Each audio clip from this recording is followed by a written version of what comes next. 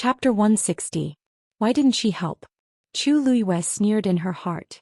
Instead she wanted to ask herself why she should help. She and Gu Mingzhu were not related at all. Moreover, Gu Mingzhu had betrayed her to the black flying python in order to save her own life.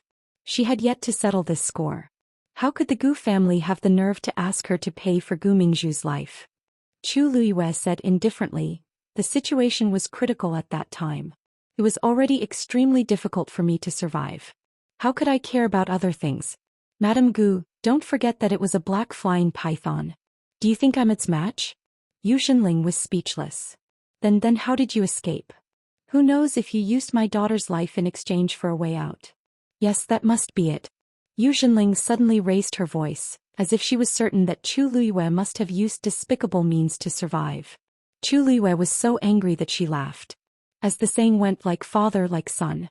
Yu Xinling and Gu Mingzhu, this pair of mother and daughter, indeed had the same brain circuit. If the person present at that time was Yu Xinling, she would probably make the same choice as Gu Mingzhu and use someone else's life in exchange for her own. Madame Gu, I've already said it very clearly. I was lucky to be able to come back alive. But if you don't want to believe me, then what else can I say? You only believe in your own imagination. Since that's the case, you can think whatever you want. But today, if you can't produce evidence, I won't go with you. I still have something to do, so I'll leave first. With that, Chu Luiyue turned to leave. You can't leave. Yu Xinling took a few steps forward and was about to grab Chu Luiyue's sleeve, but she gently swayed and dodged. Chu Luiyue's patience was completely exhausted. Madame Gu, I don't have that much patience. Her tone was very calm, but a cold light seemed to flash in her obsidian-like eyes. For some reason, Madame Gu suddenly felt a little timid and did not dare to reach out to grab Chu Luiyue. Chu Luiyue turned around and walked towards the academy. Bai Qin walked in front of Yu Xinling and sighed, persuading her, Madame Gu, I know that Mingzhu's incident is a huge blow to you. As teachers, we are also very sad. But even so, they couldn't just randomly accuse others, right? Moreover, we all know Lu Yu's character. She would never do something like that. So I think you should go back and have a good rest today. Yu Xinling refused. Teacher Bai Qin, you're determined to protect Chu Luiyue today, aren't you? What kind of soup did she feed you to make you trust her so much? Think about it, in that kind of situation, if she didn't use some kind of method, how could she have escaped? Bai Chen's expression also turned cold. Madame Gu, are you saying that all the teachers and elders of Tianlu Academy are covering for Chu Luiyue? Yu Xinling thought that this might not be impossible, but she didn't dare to say it out loud. She glared viciously at Chu Luiyue. Her eyes were filled with hatred. Wuxia was right. Chu Luiyue was really a vicious and venomous snake. I don't know what kind of person Chu Luiyue is. I only know that she could betray the Chu family that gave birth to her. She kicked them away and even wanted to peel off a layer of their skin after she left. She stirred up chaos in the Chu family, let alone other people. Chu Luiyue, if you don't give me a satisfactory explanation today, I won't leave. After she finished speaking, her legs turned to jelly and she collapsed on the ground, crying out loud. My poor daughter. You died so tragically. Someone else caused your death, but I couldn't do anything about it. Mother is useless. Mother is useless. When the few followers beside her saw this, they immediately knelt down and cried in unison. Second Missy. You've been harmed by that evil person. The corners of Chu Luiyue's eyes twitched. Was she planning to cry at Tianlu Academy's entrance? She frowned and looked back. She only felt that it was ridiculous. No matter what, Yu Xinling was the matriarch of the Gu family. She had a noble status. How could she do such a thing? No matter how sorrowful and angry she was, her actions were equivalent to throwing the Gu family's face. Why didn't she consider it at all? When Yu Xinling saw Chu Luiyue's reaction, she thought that she was afraid and cried even harder. Her shrill and mournful voice could be heard from afar. Very quickly, many people gathered outside the entrance to watch the commotion.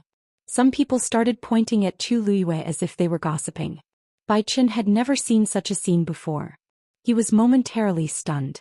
After regaining his senses, he was furious. If they cried like this, where would Chu Luiyue and Tianlu Academy be? He frowned and said, Madame Gu, it's not appropriate for you to make such a scene, right? Yu Xinling pretended not to hear anything. She only cared about crying. Bai Qin had a bad temper. He immediately panicked. Chu Luiyue hurriedly pulled him back. Teacher Bai Chen, don't do anything. With so many people watching, whoever made the first move would be in the wrong. Bai Chen was extremely frustrated. Are we just going to let them make a scene here? What about your reputation? The surrounding people had already heard the gist of the situation.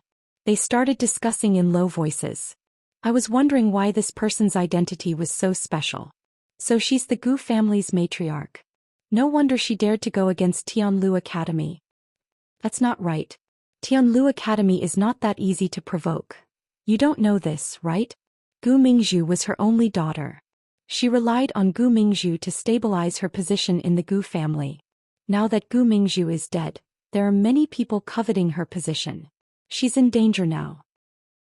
How can she not hate her? She can't be blamed for making such a scene without caring about anything else. I see. Based on what she said, it was Chu Luiyue who killed Gu Mingzhu? I find it strange too. Think about it. It was such a dangerous situation, but why did Chu Luiyue survive? Gu Mingzhu was the Gu family's most favored second young mistress. She must have some trump cards. Even she is dead, but Chu Luiyue. Actually, I wanted to say this a long time ago. This Chu Luiyue is really strange. Back then, the Chu family didn't treat her well. After she cut ties with them, the Chu family's days became difficult. I heard that Gu Mingzhu didn't have a good relationship with her. She died after being trapped with her. This is really hard to say. Bai Chen was furious when he heard the discussions around him. However, when he saw Chu Liyue's expression, not only was he not angry, but he even smiled. How can you still smile now? If you let these people continue, you will really be the sinner who killed Gu Mingzhu. Do you know that 3 people make a tiger? Chu Liyue crossed his arms and smiled faintly. Teacher Bai Chen, they specially arranged so many people to put on a show. Wouldn't it be a waste if we don't enjoy it? Bai Chen was stunned. You mean these people? It's hard for Madame Gu to do such a despicable thing with her status. Chu Liyue said softly and walked in front of Yu Zhenling. Madame Gu, tell me who taught you these things. Yu Zhenling's crying stopped abruptly. Mobile users, please browse and read. A better reading experience comes from the Love Network. Chapter 161. She guiltily avoided Chu Liyue's gaze and deliberately raised her voice. What are you talking about? No one taught me anything. I'm the one who wants to seek justice from you. If you don't give me an explanation today, I won't leave. Chu Liyue softly said, Oh. Madame Gu, it's fine if you don't say anything, but you have to think carefully. Is it worth it to sacrifice your status as the Gu family's matriarch just for a moment of pleasure? Yu Zhenling really couldn't cry now. What are you trying to say? What do you mean by it's not worth it? Chu Liyue sighed. She really didn't know how Yu Zhenling had protected her status all these years. She was so extreme and easily instigated by others. She even helped others count the money after being betrayed. It was really useless to persuade her. She calmly said, You insist that I caused Gu Mingzhu's death, but you can't produce any evidence. If this matter spreads, it won't do me any good. It's the same for you, Madame Gu. After all, to be more precise, you're slandering me. Who's slandering you? You've done something wrong, but you don't dare to admit it. Yu Zhenling was certain that Chu Liyue had something to do with Gu Mingzhu's death. She wouldn't listen to anything now. She sneered. Chu Liyue, do you think you're very proud now? Yes, you got into Tianlu Academy and became a so-called genius. Normal people really don't dare to provoke you. Even the Chu family is being toyed with by you. It's falling apart because of you. However, who knows how you obtained all of this? You were clearly a cripple with a blocked yuan meridian a few years ago. Now, under this so-called genius title, who knows what secrets are hidden? If you're really honest, do you dare to say it clearly in front of so many people? These words came out like a string of cannonballs, which immediately silenced the surrounding people. Countless pairs of eyes looked at Chu Liyue with curiosity and excitement. Obviously, they also wanted to know the answer. After hearing this, Chu Liyue relaxed her brows. As expected, it was still related to the Chu family. There were only a few people who hated her to the core. She didn't need to ask to guess. However, in order to deal with her, he had gone through so much trouble and even encouraged Yu Zhenling to bring the Gu family to cause trouble. He was really brainless as usual. She whispered, Mrs. Gu, you're standing up for someone. Don't be unaware that you're being used in the end. Yu Zhenling sneered. What? Can't say it? Let me tell you, even if this matter is brought up to His Majesty, I will not let you off easily. Only your death can make up for my daughter's life. From the looks of it, he was determined to fight to the death with Chu Luiyue. Madame Gu, aren't you going overboard by asking for the life of a Tianlu Academy student? An old and deep voice rang out, immediately suppressing the cries of Yu Zhenling and the others. Chu Luiyue looked at the person in surprise. Elder son, why are you here? Elder son looked at her and tried his best to maintain a calm expression. However, he couldn't help but look happy. I heard that you were back, so I wanted to come and take a look. I didn't expect to hear cries from afar. So, someone is making things difficult for you. Chu Luiyue coughed in embarrassment. Sorry to disturb you. It's not really a disturbance. Even if it is, it's someone else. It's not your fault. As elder son spoke, he looked at Yu Zhenling and saw her sitting on the ground without a care for her image. His face darkened. Madame Gu, what are you doing? Yu Zhenling was shocked. She didn't expect elder son to appear. Although she was furious, she knew that elder son was one of the top people in Tianlu Academy. She didn't dare to be impudent in front of him. Thus she hurriedly stood up and said, Elder son, you came at the right time. Mingzhu is also a student of the academy, but she died tragically outside. Even her corpse. As she spoke, tears flowed down her face again. All of this is Chu Luiyue's fault. She caused Mingzhu's death. Such a vicious person doesn't have the right to stay in Tianlu Academy. Elder son's frown deepened. Lu Yu caused Mingzhu's death? Where did you hear this from? Why don't I know about it? Elder son, do you know that the two of them were trapped on a mountain? Mingzhu is dead, but Chu Luiyue is still alive. Don't you think it's strange? Elder son looked at her with a heavy gaze and interrupted her mercilessly. Of course, I know about this because I was at the foot of the mountain. I saw it clearly. Yu Zhenling was stunned and immediately rejoiced. That's great. So, you saw everything that happened at that time? Chu Luiyue caused Mingzhu's death, right? Chu Luiyue, don't you want evidence? Elder son is here. His words are the evidence. As one of the great elders of Tianlu Academy, Sun Zhongyan's status was extraordinary. Normally he would not side with anyone. No one would doubt the truth of what he said. Chu Luiyue was also surprised. Elder son, you were there at the time? Elder son nodded. Only the two of you were trapped, so I let the others leave first. I went alone to save the two of you. However, when I reached the foot of the mountain, I realized that it was occupied by countless fiend beasts. There was no way to enter, let alone anything else. Chu Luiyue understood and her heart warmed. I see. She did not expect this to happen. Elder son could be considered to have done everything he could for them. You don't have to blame yourself. The situation was critical. If you had barged in, you would have been in trouble. Elder son sighed. I saw the two of you being swallowed by the black whirlpool with my own eyes. That's why I thought you were. I didn't expect you to return safely. He was actually very curious. He did not know how Chu Luiyue had escaped, but now was not the time to ask. He stepped forward and looked at Yu Zhenling. Madame Gu, you should apologize to Lu Yu. Yu Zhenling was stunned. What? Elder son said word by word. That's because the person who betrayed her fellow disciples in exchange for a chance to live was not Chu Luiyue, but Gu Mingzhu. Digression. The remaining two photos were slightly later, around noon. Mobile users, please browse and read. A better reading experience came from Love Network. Chapter 162. Elder son's words were full of energy. It was like a sudden clap of thunder. Not only Yu Zhenling but everyone else was also dumbfounded. This meant, Elder son? What are you talking about? Yu Zhenling subconsciously retorted, the one who is alive now is Chu Luiyue. The one who is dead is my Mingzhu. How could it be? At that time Chu Luiyue and Gu Mingzhu were trapped on the mountain. The black flying python led many magical beasts and surrounded the mountain. Actually, from the beginning the black flying python wanted to kill Lu Yu.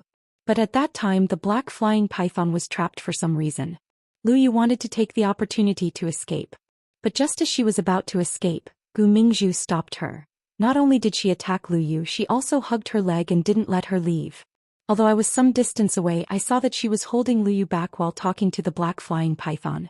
But the black flying python didn't care and directly swallowed her into the black vortex. Lu Yu was dragged down by her and couldn't hold on for long. She was also sucked into the vortex. With every word Elder Sun said, Yu Xinling's face turned paler. In the end she was as pale as a ghost. Her strength seemed to have been sucked away in an instant. She was on the verge of collapsing. The people beside her quickly went forward to support her. Bible. This is impossible. Mingzhu isn't that kind of person. She wouldn't do such a thing. She appeared fierce on the outside but was weak on the inside. Although she appeared to be strong on the surface, she actually felt a little guilty.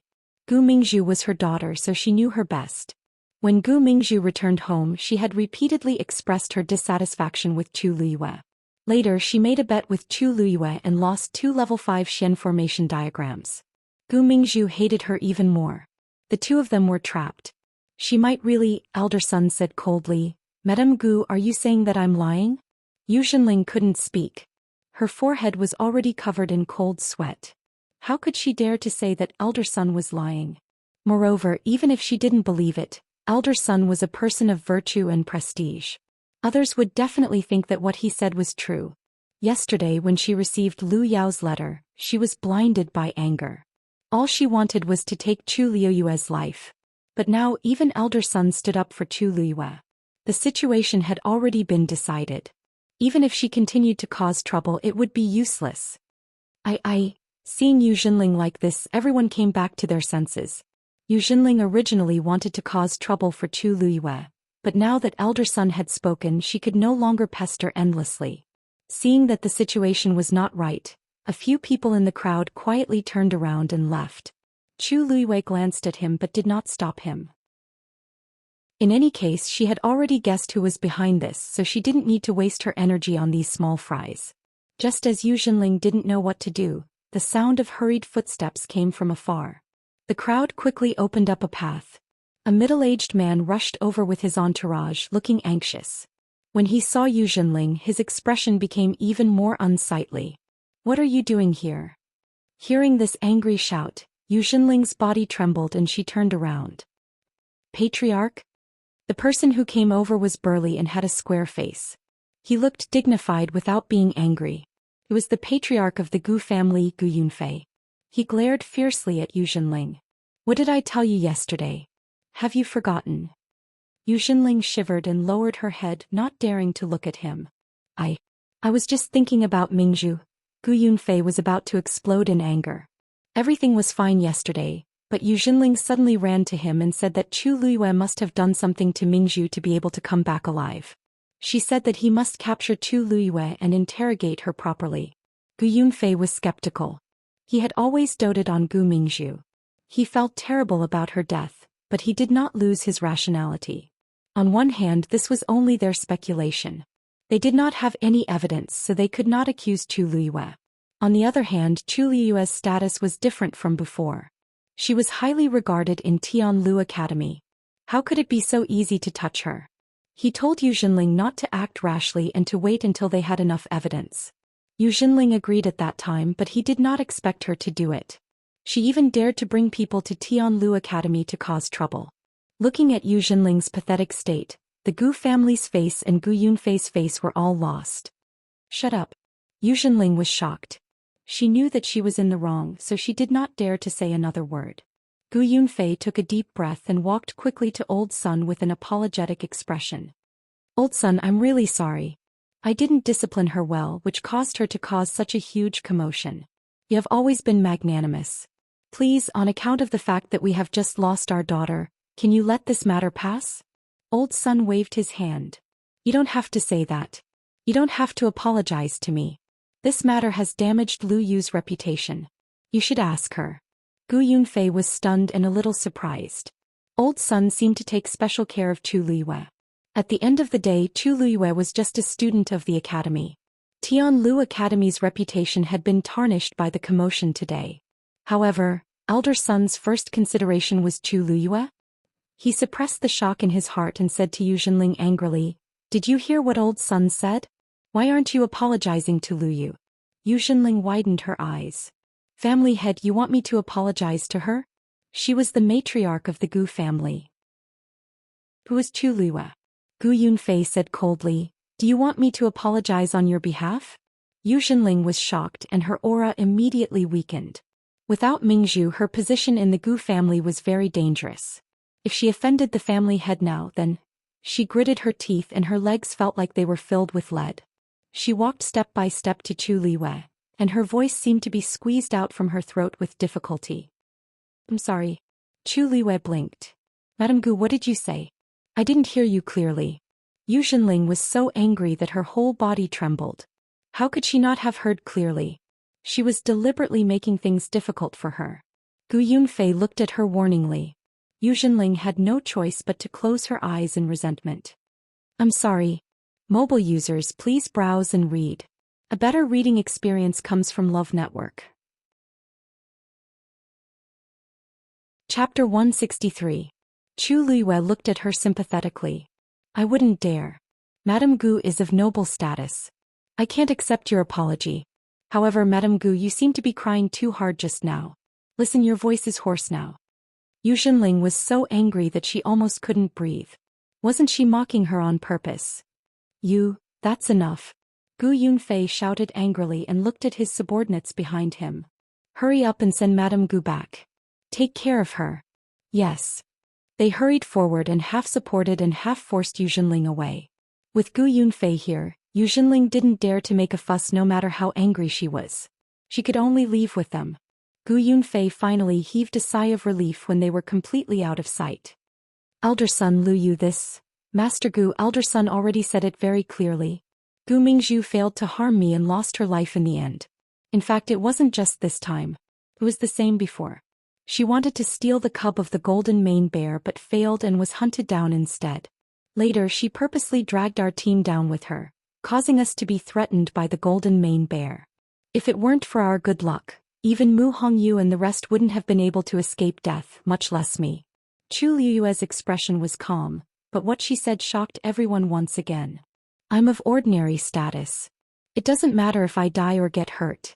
However, Mu Hongyu is Princess Yongping. If something happens to her because of this, Master Gu, I'm afraid you'll be in trouble. Gu Yunfei's remaining words were stuck in his throat. He didn't know if Chu Liyue was telling the truth, but Elder Sun was on her side. Even if it was fake, it was true. I originally thought that since Gu Mingzhu is no longer here, we don't need to pursue this matter. After all, the dead are more important. However, I didn't expect that after I gave in again and again, all I got in return was groundless accusations and slander.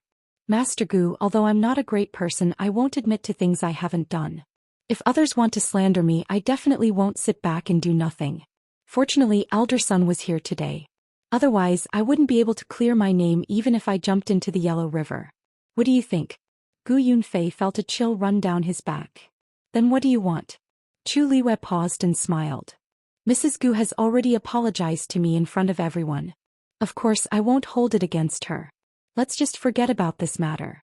The stone in Gu Yunfei's heart was finally lifted. That's good, that's good. However, Chu Liwei took a step forward, lowered his voice and laughed. Gu family head Madame Gue has lost her beloved daughter. Now that she's grieving, it's easy for her to be incited by others. Perhaps someone might take advantage of her. You'd better pay more attention. Gu Yunfei's heart thumped. The farce finally came to an end. Chu Liyue returned to the academy and briefly told Elder Sun and Bai Chen what had happened over the past 2 days. However, she didn't mention how she had escaped from the Black Vortex. She only said that she had fainted and found herself lying in the forest when she woke up. She didn't know what had happened. Elder Sun didn't believe it, but seeing that Chu Liyue didn't seem to want to talk about it, he didn't pursue the matter. He told her to rest well and let her go. Before Chu Liyue returned to her residence, she bumped into Mu Hongyu and Sun Hu who were looking for her. When the two saw Chu Liyue standing in front of them, they were overjoyed. Liu, it's really you. It's really you. Mu Hongyu hugged her, crying and laughing at the same time. Sun Hu scratched his head and laughed so hard that the corners of his mouth almost reached the back of his head. Haha. I told you that Lu Yu wouldn't go back on her words. We agreed to meet outside the mountains. Isn't it true now? Chu Liyue saw that the two of them looked haggard and knew that they had been suffering for the past few days. Her heart ached as she patted Mu Hongyu's shoulder. I've always been a man of my words. On the other hand, the two of you look so sickly. Mu Hongyu wiped her tears. Of course not. As she spoke, she couldn't help but burst into laughter. I heard that the matriarch of the Gu family came to find trouble with you? How could they have the cheek to do that? Chu Luiyue shook her head. It's already been resolved. Madame Gu probably won't have an easy time in the future. Sinhu asked doubtfully. How do you know? After all, she's the matriarch of the Gu family. Chu Luiyue's lips curved up. It's precisely because she's the matriarch that this matter is so serious. The Chu residence. After hearing the news from the servants, Lu Yao was in a daze for a long time. She sat in her chair in a daze and muttered in disbelief. How could this be? Could it be that this still couldn't bring her down? Not only did it not bring her down, but it even cleared Chu Luiyue's name. With elder son's words, there would no longer be such a rumor in the entire imperial city. Chu Luiyue had cleared her name without any effort. What exactly did she rely on to avoid danger time and time again? It's all because of you. Now, everyone knows that elder son is also Chu Luiyue's backer. Chu Yan was seriously injured and couldn't get out of bed. Her temper had become even more irritable and she would scold her frequently. Lu Yao was vexed. I didn't know that things would turn out this way. It's all because you're brainless. Just as the two of them were quarreling, hurried footsteps suddenly came from outside. Lu Yao took a look and saw a group of people rushing into the courtyard. They looked unfriendly. What are you doing? Is this a place where you can come in as you please? All of you get out. The person at the front sneered and said sarcastically, Third madam, we're here on First Elder's orders to invite you to the main hall. Lu Yao's heart skipped a beat. Why is First Elder looking for me? Hey, don't you know what you've done? Now the Gu family is also waiting for you. Please. Lu Yao's heart sank when she heard the words Gu family. Mobile users, please browse for a better reading experience from Love Network. Chapter 164. Mu Hongyu was originally worried that Chu Luiyue would be bullied by Madame Gu, but seeing her calm and composed appearance she was relieved. Thinking about it, Chu Luiyue could escape from the black flying python. What else could she not do? A mere Gu family was nothing to them. Forget it. Let's not talk about that. Now that you're back, we have to properly celebrate. Mu Hongyu's almond-shaped eyes sparkled as she spoke. Lu Yu, you said you would take us to Phoenix Restaurant last time. I haven't been there in a long time. Chu Luiyue lightly knocked her head. When your body recovers, you can go there every day. For now, you'd better stay here obediently. Mu Hongyu's smile immediately disappeared. She raised 2 fingers. I swear I definitely won't drink. Is that okay? We'll only go eat. Chu Luiyue raised her brows. Really? Mu Hongyu hurriedly nodded. Really? Will you just promise me? I beg you. Chu Luiyue pretended to hesitate for a while before finally nodding. Okay. They had probably been heartbroken because of her for the past few days. It was time for them to relax. Then let's go tonight. Sinhu, call Liao Zhongshu and Gu Mingfeng as well. Sinhu scratched his head, a little troubled. Liao Zhongshu's body hasn't recovered yet. He's been bedridden. I'm afraid he can't go. Chu Luiyue was a little surprised. Liao Zhongshu's injuries are that serious? I remember that it was mainly some flesh wounds at that time. After a few days he should have recovered a little. Why can't he even get out of bed? Speaking of this, Mu Hongyu and Tsin, whose expressions were a little unsightly. That's right. The academy's teachers have already taken a look at him and given him medicine. But for some reason his injuries keep coming back and haven't improved. Sinhu continued. There's also Gu Mingfeng. He hasn't returned to the academy these past 2 days. I heard that he was chased out of the Gu family. Chu Luiyue was stunned. Why would the Gu family do this all of a sudden? Mu Hongyu pursed her lips. Isn't it because of Gu Mingzhu? Gu Mingfeng has always been disliked in the Gu family. Now that Gu Mingzhu is dead, the Gu family is pushing all the blame onto him. Sinhu clenched his fists. Anyway, he rarely went back. It's no longer considered his home. It's good that he's gone. Chu Luiyue shook his head. That's not the case. It was one thing for Gu Mingfeng to not be valued, but it was another thing for him to be kicked out. In the past he was in the Gu family, in the past the families. Chu Luiyue thought for a moment and said, that's right. I'm afraid we won't be able to eat today's meal. Sinhu, go look for Gu Mingfeng. If you have any news, inform us immediately. Hongyu and I will visit Liao Zhongshu first. Upon hearing Chu Liuyue's words, the duo agreed. After all, they had gone through life and death together. They couldn't ignore him. Mu Hongyu stopped joking. I know where Liao Zhongshu lives. Come with me. The moment Chu Liyue followed Mu Hongyu to the warrior student's residence, they attracted a lot of attention. The news of Chu Liyue's safe return had already spread throughout the academy the day before. Many people were curious when they heard that she was coming back today. Seeing that Chu Liyue had actually come to the warrior's residence, it naturally caused quite a commotion. Chu Liyue ignored it and followed Mu Hongyu to a small building. Mu Hongyu walked to the door and knocked. Jiyurong, are you there? The door was quickly opened. It was a tall and thin youth. He recognized Mu Hongyu at a glance and smiled warmly. Mu Hongyu, are you here to take a look at Zhongshu? Mu Hongyu nodded. Yes. Lu Yu and I are here to visit him. The youth was stunned when he heard Chu Liyue's name. Only then did he see that there was another person behind her. A strange expression flashed across his face, but it was fleeting. So you came together. Come in. Zhongshu just woke up. You can go up and visit him. Chu Liyue narrowed her eyes. Mu Hongyu didn't sense anything wrong. She pulled Chu Liyue to the second floor. We'll go up first. Sorry to trouble you these few days. Jiyurong smiled. We're all classmates. It's my duty. You guys chat. I have something to do, so I'll go out first. After saying that, he simply packed up his things, closed the door and left. Chu Liyue looked back at him. She didn't know if it was an illusion, but she felt that Jiyurong's footsteps seemed to be fleeing. As she went up the stairs, she asked, that Jiyurong also lives here? That's right. He's been living here with Zhongshu. This is the martial artist area. Everyone lives together. It's not like you mystics who have good conditions and can each have your own courtyard. Zhongshu often talks about him, but he's a bit introverted and rarely interacts with us. Mu Hongyu said as she walked. However, he's really a good person. He's been taking care of Zhongshu for the past few days. Chu Liyue nodded and didn't ask any more questions. As they spoke, the two reached the bedroom on the second floor. As soon as they entered, Chu Liyue saw Liao Zhongshu lying on the bed and couldn't help but be shocked. In just a few days, Liao Zhongshu had lost a lot of weight. His cheeks were deeply sunken and his eyes were dim. He looked very haggard. Seeing Chu Liyue and Jiyurong enter, Liao Zhongshu revealed a pale smile and raised his hand with difficulty. You're here? Sit down. Mu Hongyu furrowed her brows. Why do you look worse than 2 days ago? Did you not take your medicine properly?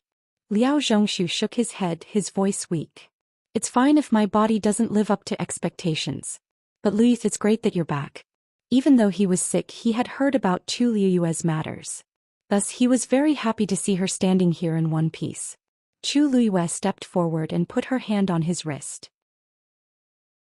What did the teacher say about your body? Liao Zhongshu's lips moved and he coughed. Cough cough. It's nothing. It's not a big problem. It's just that my body is too weak and I can't absorb the medicine properly. That's why I haven't gotten better. The teacher said to take the medicine for 2 days and see. Cough. Chu Liyue frowned slightly. Mu Hongyu asked curiously. Liu, did you see anything? Chu Liyue suddenly pulled the blanket off him. Liu. Mu Hongyu jumped in fright and tried to stop her. Unfortunately, Chu Liyue was too fast and couldn't stop her. Liao Zhongshu didn't expect Chu Liyue to do this either. He was instantly embarrassed and tried to pull the blanket up. However, Chu Liyue didn't care about their expressions. Her eyes were fixed on his left leg. A piece of flesh had been bitten off his left leg, and it was swollen beyond recognition. It was twice as thick as his other leg and it almost tore his pants apart. Mu Hongyu exclaimed. What's going on? Liao Zhongshu's face turned pale. It's been like this since the day I came back. The teachers don't know why. Chu Liyue pondered for a moment. You've been poisoned. You've been poisoned. Chapter 165. Poisoned. Mu Hongyu was also shocked. She did not care about her embarrassment and quickly walked forward. Are you sure? Do you know what kind of poison he was poisoned with? Chu Liyue covered Liao Zhongshu with the blanket once more. Instead of answering Mu Hongyu's question, he turned to Liao Zhongshu and asked, Have your legs been itching for the past 2 days? Furthermore, they start bleeding whenever you scratch them? Liao Zhongshu nodded in a daze. That is indeed the case. How did you know? Chu Liwei had only taken a glance through his clothes, yet he was able to guess it so accurately. How I know isn't important. What's important is that the poison has already spread throughout your body. In less than 3 days it will reach your lungs. At that time there will be nothing I can do. Liao Zhongshu immediately became nervous. So serious? But I haven't even left my room since I came back. How could I be poisoned? Furthermore, the teachers didn't say anything about it. This poison is known as red blood goo, and it's an extremely rare type of poison. Once infected, the wounds on the body will fester over and over again, unable to heal. Even worse, the area around the wound will rapidly fill with blood and the skin will become brittle. The itch will be unbearable and the slightest touch will cause the wound to rupture. In the end, your skin will crack and you will die of blood loss. With every word Chu Luiyue spoke, Mu Hongyu and Liao Zhongshu's faces turned paler. By the end, their faces were as pale as ghosts. This was especially true for Liao Zhongshu. He was already on the verge of death, and after hearing those words, he found it hard to breathe. This. I don't know what happened either. Could it be that He couldn't finish his words, but Chu Luiyue and Mu Hongyu knew what he was worried about. Even the teachers of the academy couldn't see through such a formidable poison, let alone treat it. This meant that he only had a few days left to live. Mu Hongyu looked worriedly at Chu Luiyue. Liu, is it really that serious? Then do you have any ideas? Since you were able to recognize it, you must have a solution, right? Liao Zhongshu also looked at her with a glimmer of hope. Chu Luiyue remained silent for a moment. I recognize this poison, but if you want to completely cure it, you need at least 100 herbs. Most of them are extremely precious. It will be difficult to find them in a short period of time. If it was her previous life, it wouldn't be a problem for her to deal with this kind of poison. But with the current circumstances, it was really difficult. There were some herbs that could not be found even in the entire country. The light in Liao Zhongshu's eyes gradually dimming eyes. He was stunned for a moment before he smiled bitterly. I guess I can only wait. Mu Hongyu looked at Chu Luiyue and then at Liao Zhongshu. Her heart felt like it was being roasted on fire. She and Liao Zhongshu had always had a good relationship. In addition, Liao Zhongshu had helped them a lot in surviving this time. The friendship between them had long surpassed that of ordinary fellow disciples. But now they were actually going to watch him die right in front of their eyes. The room fell into silence for a moment. Chu Liwei suddenly asked, "How did you get poisoned?" Liao Zhongshu was at a loss. I don't know. I was fine before I went to Wanling Mountain. But after I came back my wounds kept worsening. So you were poisoned in the academy after you came back? I think so. After I came back I didn't even leave this room. As Liao Zhongshu spoke, he frowned and fell into deep thought. But I don't know what went wrong either. Ever since I came back to recuperate, I've been taking medicine and resting according to the teacher's instructions. I haven't touched anything else.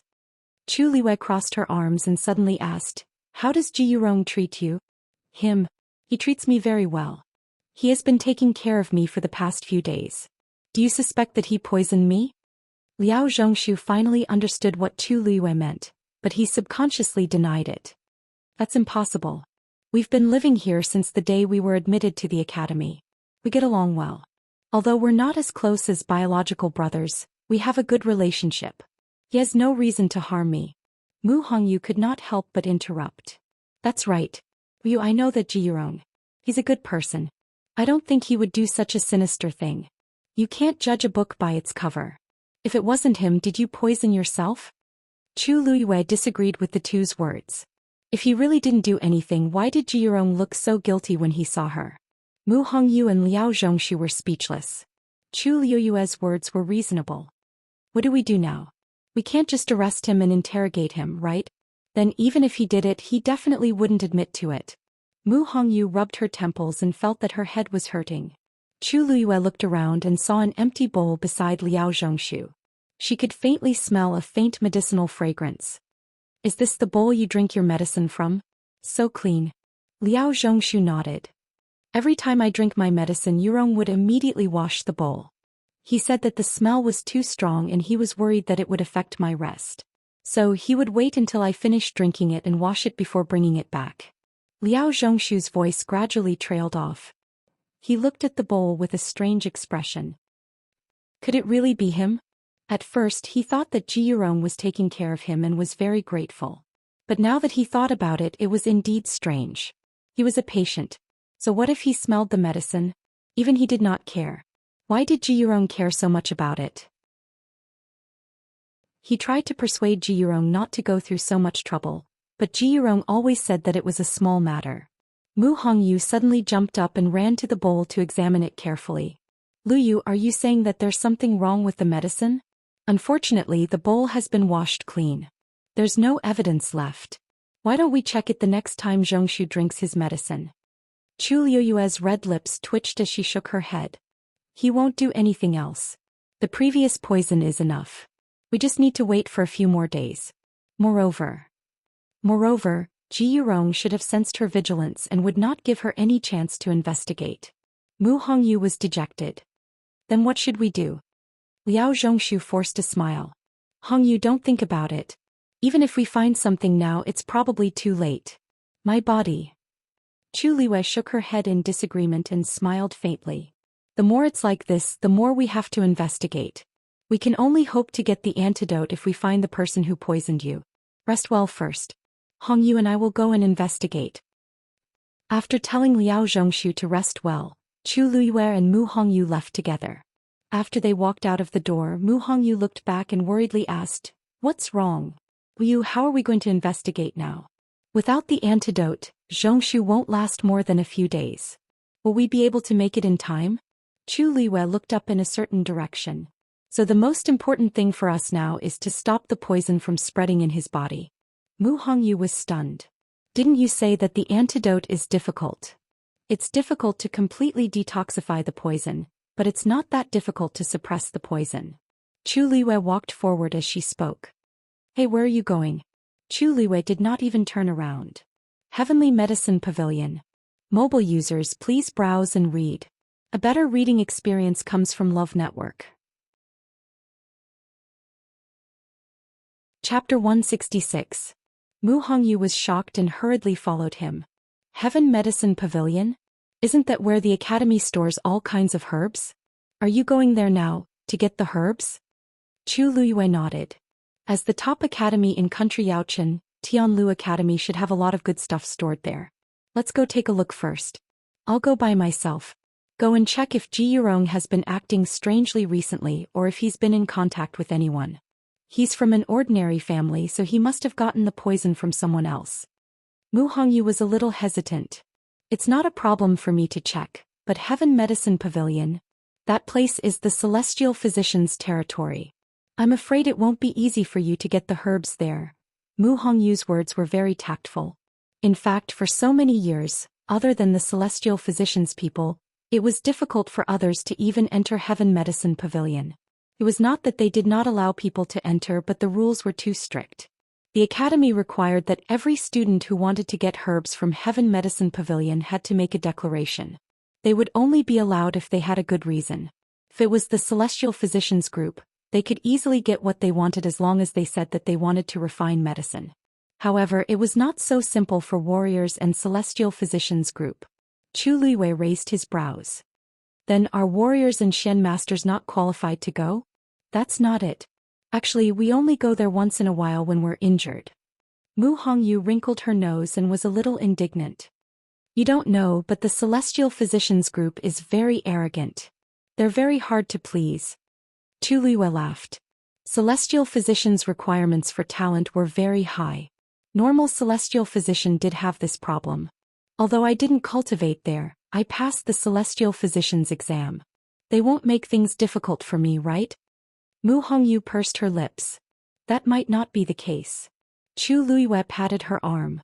Don't worry. The two of them split up. Chu Liwei walked all the way to the back of the mountain. The Heaven Medicine Pavilion was built on the steepest mountain in Tianlu Academy. Most people would not come here for no reason. Therefore, the further up the mountain they went, the more deserted their surroundings became. After about the time it took to brew a cup of tea, Chu Liwei finally saw the plaque that read Heaven's Medicine Pavilion. The Heavenly Medicine Pavilion had a total of 5 floors. From the surface, it looked no different from an ordinary building. However, when Chu Luiyue approached it, he felt a formless fluctuation. Outside Heaven's Medicine Pavilion, an extremely powerful barrier had been set up. Outside the bronze gate stood 2 youths who seemed to be guarding it. Seeing Chu Luiyue, one of the youths asked coldly, "Who are you? What is it?" Chu Luiyue said, "Student Chu Luiyue is here to collect the medicine." When they heard the name, Chu Luiyue, a look of astonishment flashed across their faces at the same time. This name reverberated like thunder in their ears. Some time ago she passed all 3 examinations and was admitted to the academy.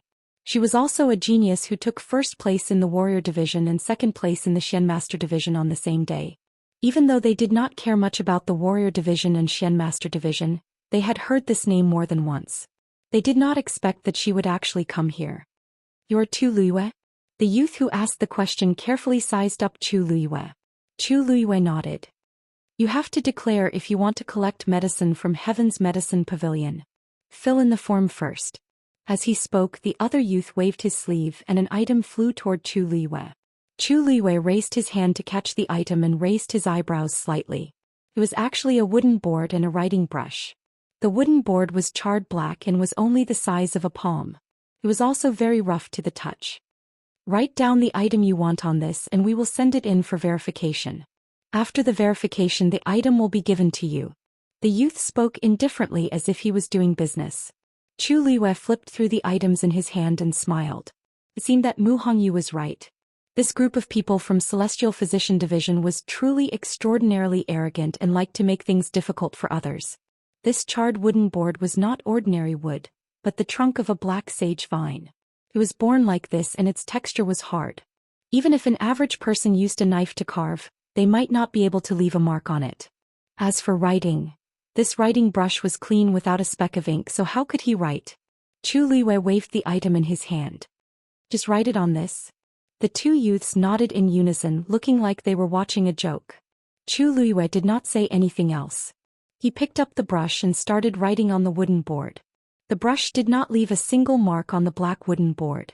Chu Luiyue paused and frowned slightly, seemingly a little surprised. The 2 youths looked at each other with ridicule in their eyes. "Passing all 3 tests?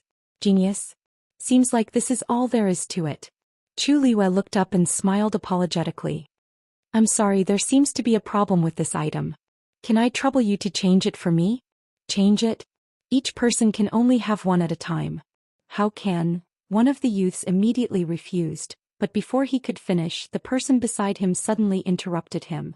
"Since this is your first time here, we'll change it for you." With that, he moved his arm and threw a similar black wooden board to Chu Luiyue. "Hey Emo Liang, according to the rules you can't." Cui Yao disagreed, but he saw Emo Liang give him a look. He was stunned for a moment before he realized that Emo Liang was actually trying to tease Chu Luiyue. She couldn't write one and she still couldn't write another one. Wouldn't that be embarrassing? Ever since Chu Luiyue entered the academy, she had always been praised and in the limelight. Now was the perfect time to show her who was the boss. So many people praised her as a genius, but now it seemed that her brain wasn't that bright.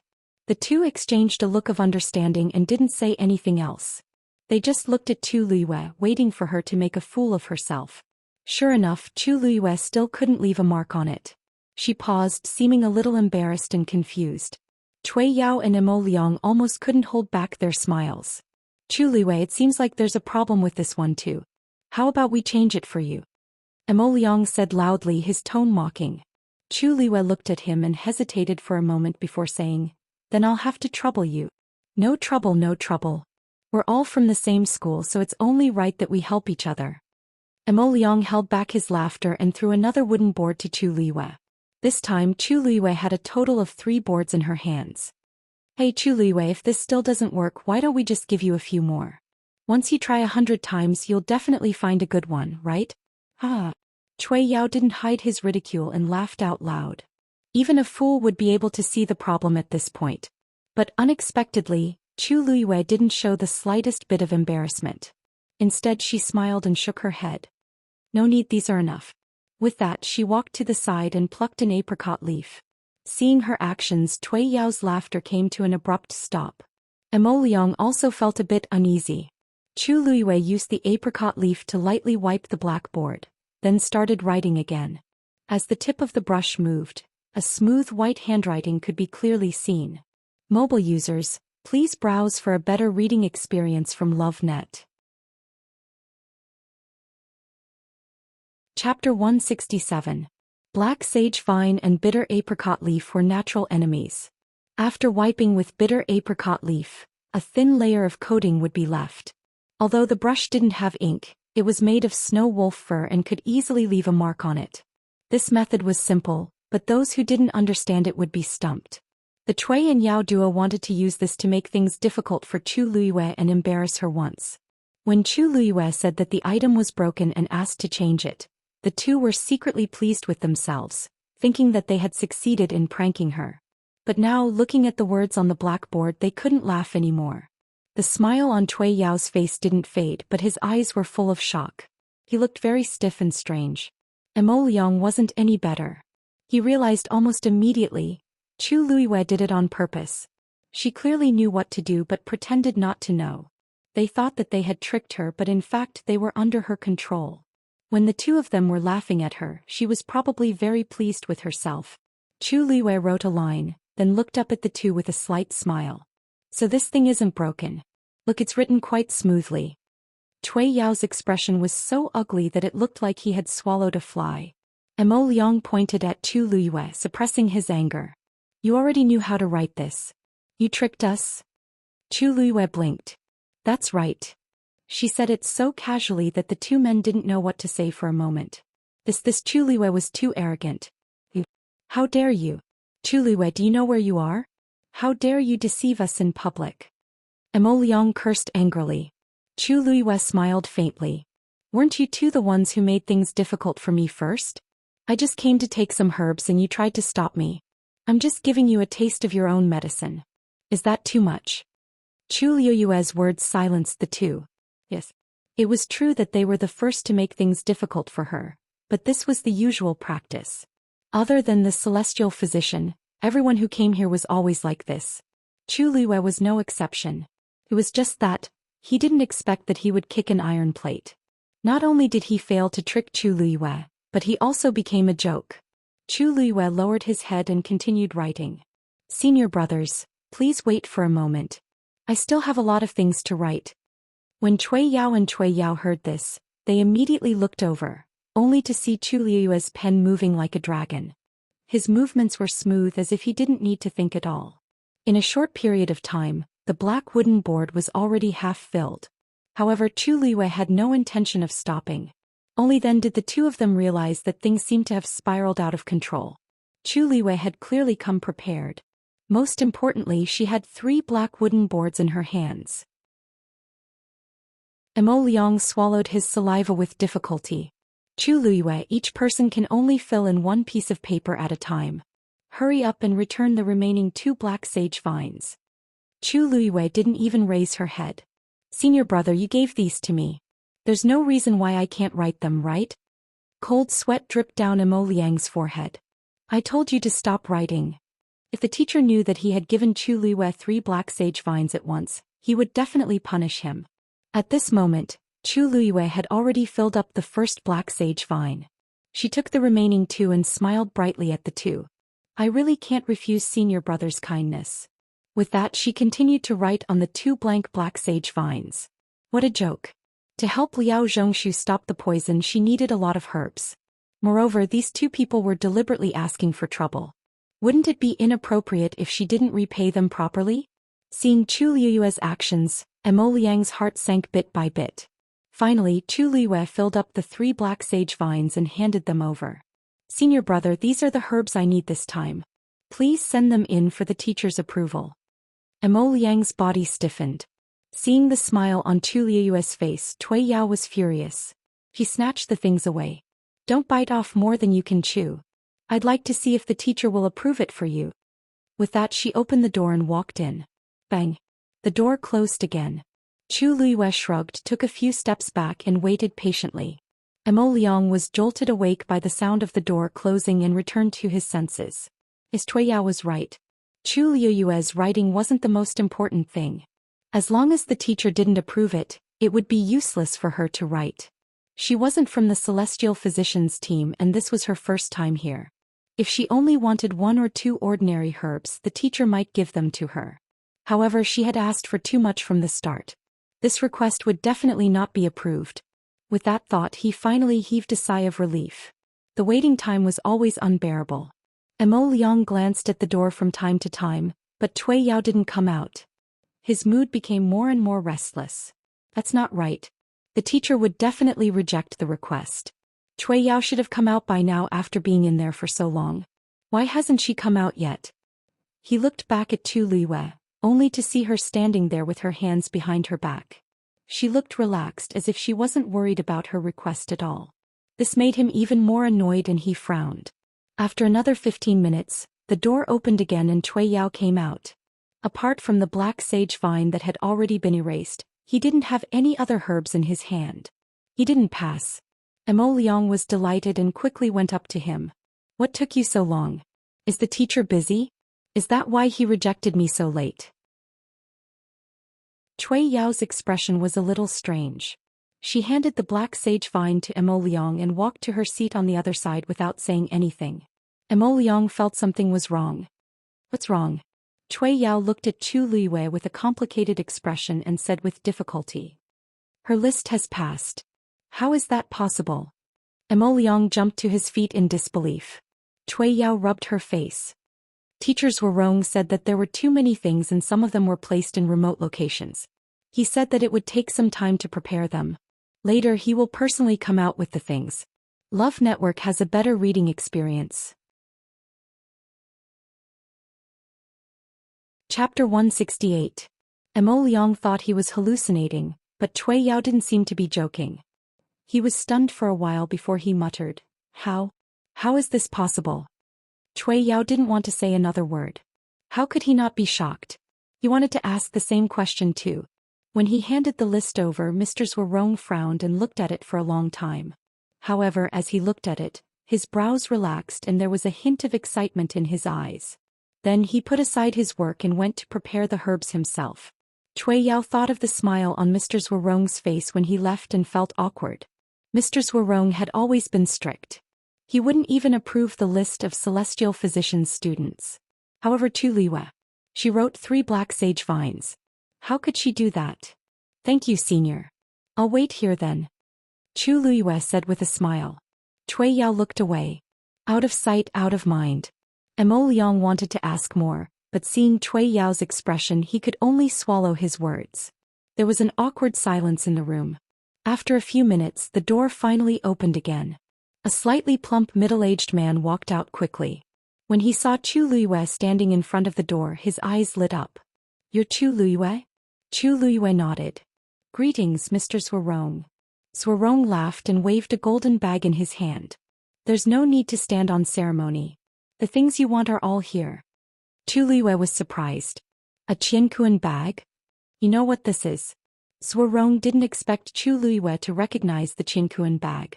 However, on second thought, she used to be the eldest daughter of the Chu family.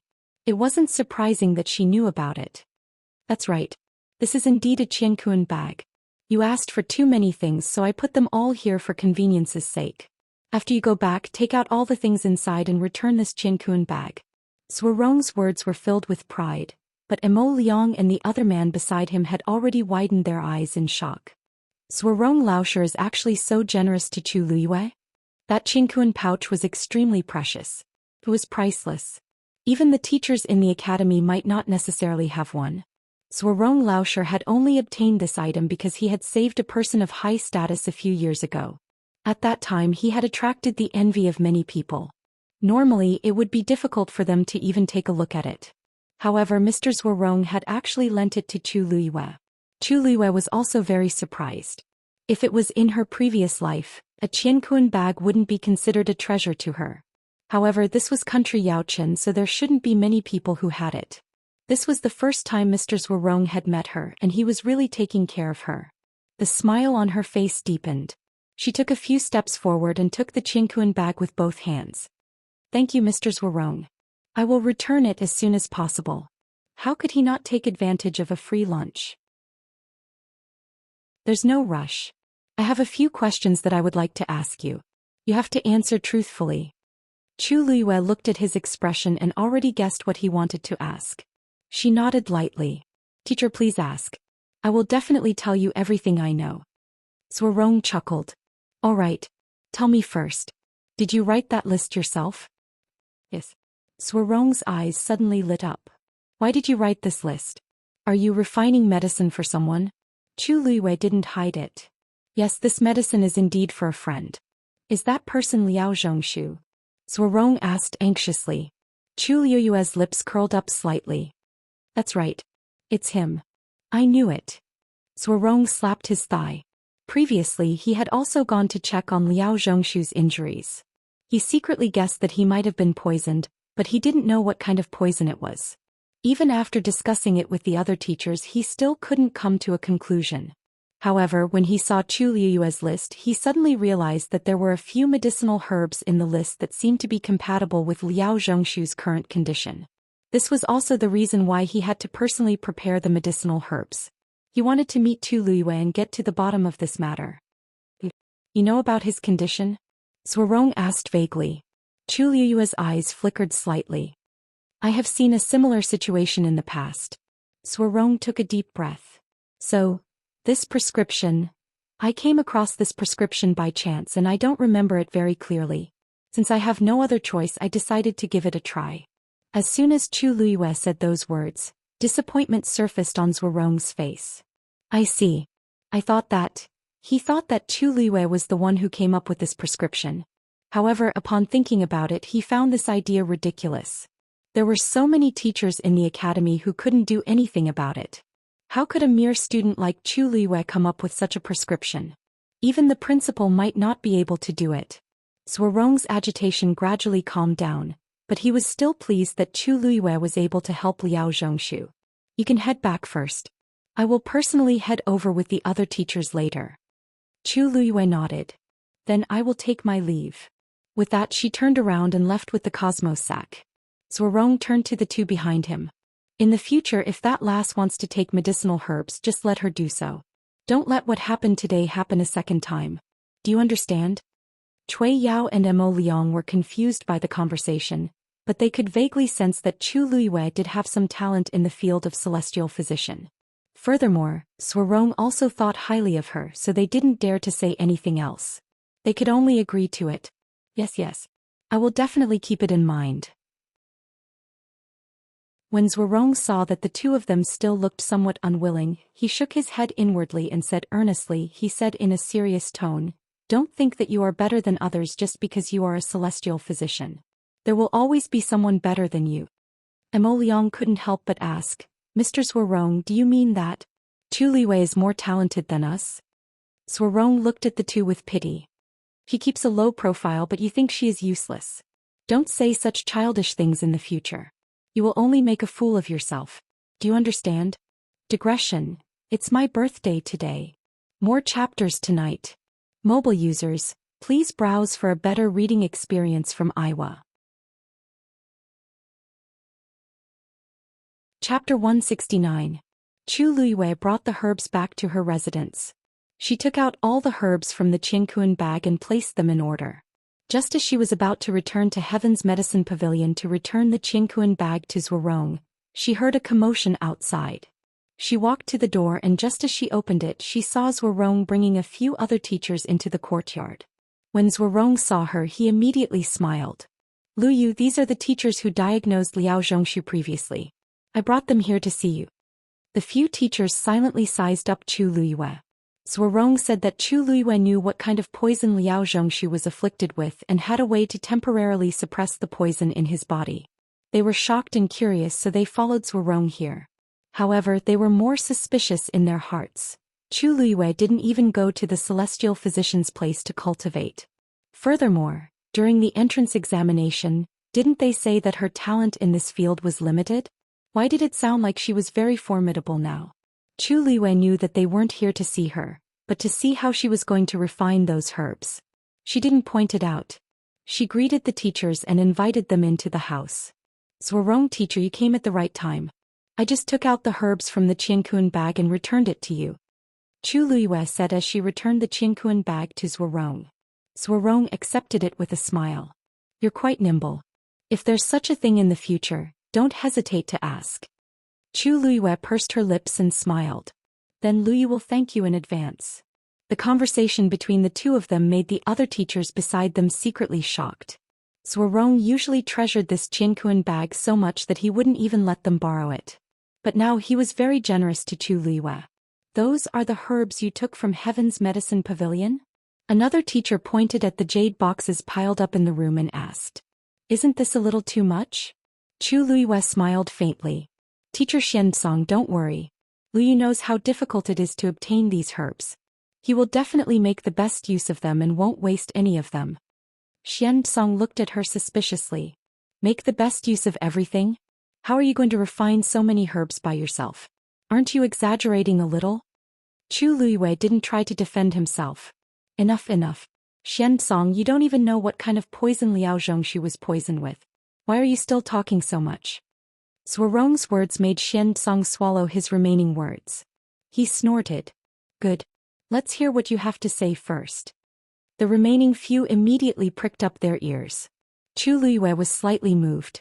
Actually, I don't know much about this poison. I've only seen it by chance. Of course, she couldn't completely reveal her background, so she simply mentioned a few words. Her words were very vague. Zhuorong and the others wanted to ask more, but they realized that Chu Luiyue didn't seem to know everything either. In the end, they could only give up. So you're saying that you don't have complete confidence in this recipe? Aren't you treating Liao Zhongshu's life like a game? What if something happens? Xianxia was silent for a while before he spoke with a frown. What else can happen? Others might not know, but don't you know Liao Zhongshu's current situation? If we delay for a few more days, he'll be dead by now. What's there to talk about? Zhuorong impatiently interrupted Xianxia and waved his hand at Chu Luiyue. This guy is stubborn and inflexible. Liu, don't worry about him. Just do whatever you want. Xianxia resentfully shut his mouth. Chu Luiyue sighed softly in her heart.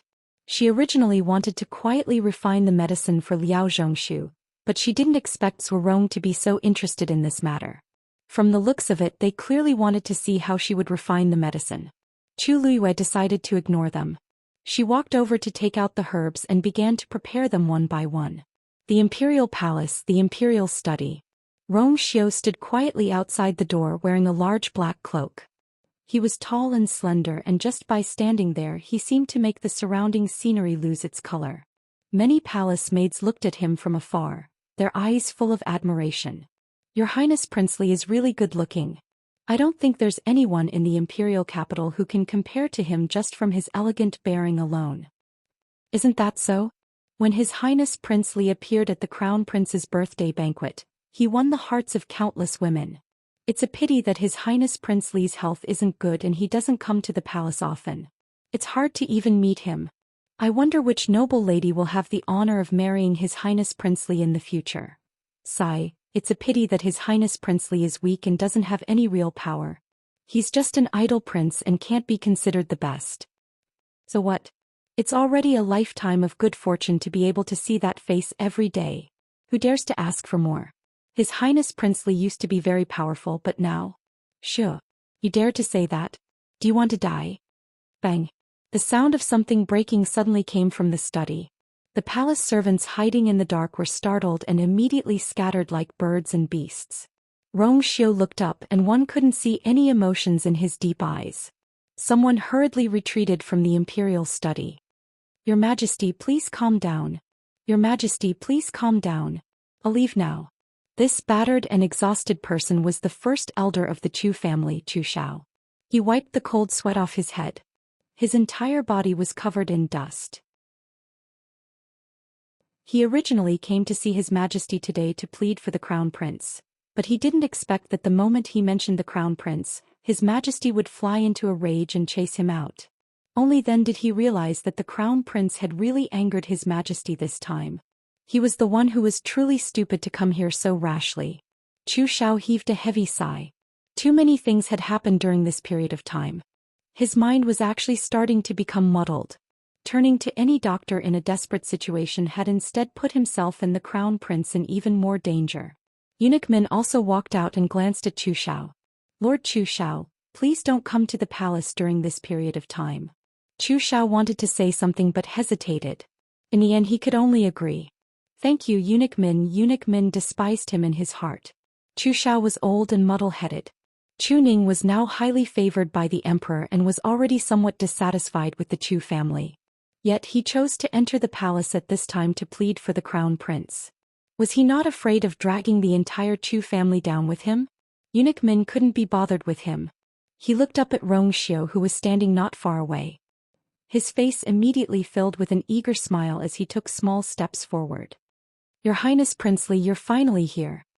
His Majesty has been missing you for the past few days. Rong Xiu's lips curled into a lazy smile as he said indifferently, my health hasn't been very good lately. I haven't been feeling well for the past few days. Now that I've recovered a little, I immediately came to visit Imperial Father. Please come in. His Majesty was still angry. If it were an ordinary person, Eunuch Min wouldn't dare to invite them in, but Princely was different. When Zhou Xian heard this, he couldn't help but look up at Princely, who rarely showed himself. Rong Xiu nonchalantly glanced at him, nodded, and walked toward the imperial study. Zhou Xian couldn't help but look over, but Eunuch Min quickly urged him to leave. The moment Rong Xiu entered the room, he saw shattered teacups scattered all over the floor. Emperor Zhou's face was still filled with anger. Rong Xiu lightly smiled.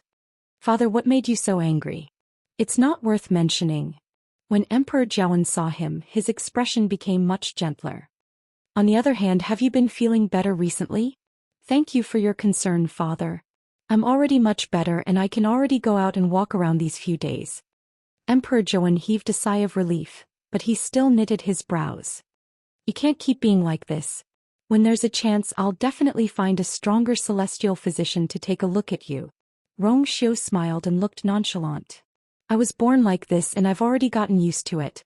Father, you don't have to be too worried. How can I not be worried? You're me. You didn't have a mother to take care of you when you were young. Then you left the imperial city at a young age and went to Mingyue Tianshan alone. I owe you a lot for so many years. Rong Xiu looked down. Father, you're being too serious. Your son understands your intentions. Emperor Zhou looked at him for a while before shaking his head and sighing. You've always been the most sensible, unlike those useless ones. Forget it. You don't like these things, so I won't talk to you anymore. I called you here today to ask you something. You've been back in the imperial city for quite some time. Have you taken a liking to any noble lady? Rong Xiu was dazed. Imperial Father, what are you? Emperor Zhou laughed out loud. You're already a prince now, but you don't even have anyone to serve you. When you start a family, you naturally have to start a family before you start a career. I've already asked my subordinates to prepare quite a number of portraits of noble ladies of suitable age. You can choose from them and choose a date to get married. Digression. I'll add one more chapter today and pick another day. Mobile users, please browse and read. A better reading experience comes from IUN. Chapter 170. Rong Xiu was silent for a moment. He didn't expect that his father had called him here for this matter.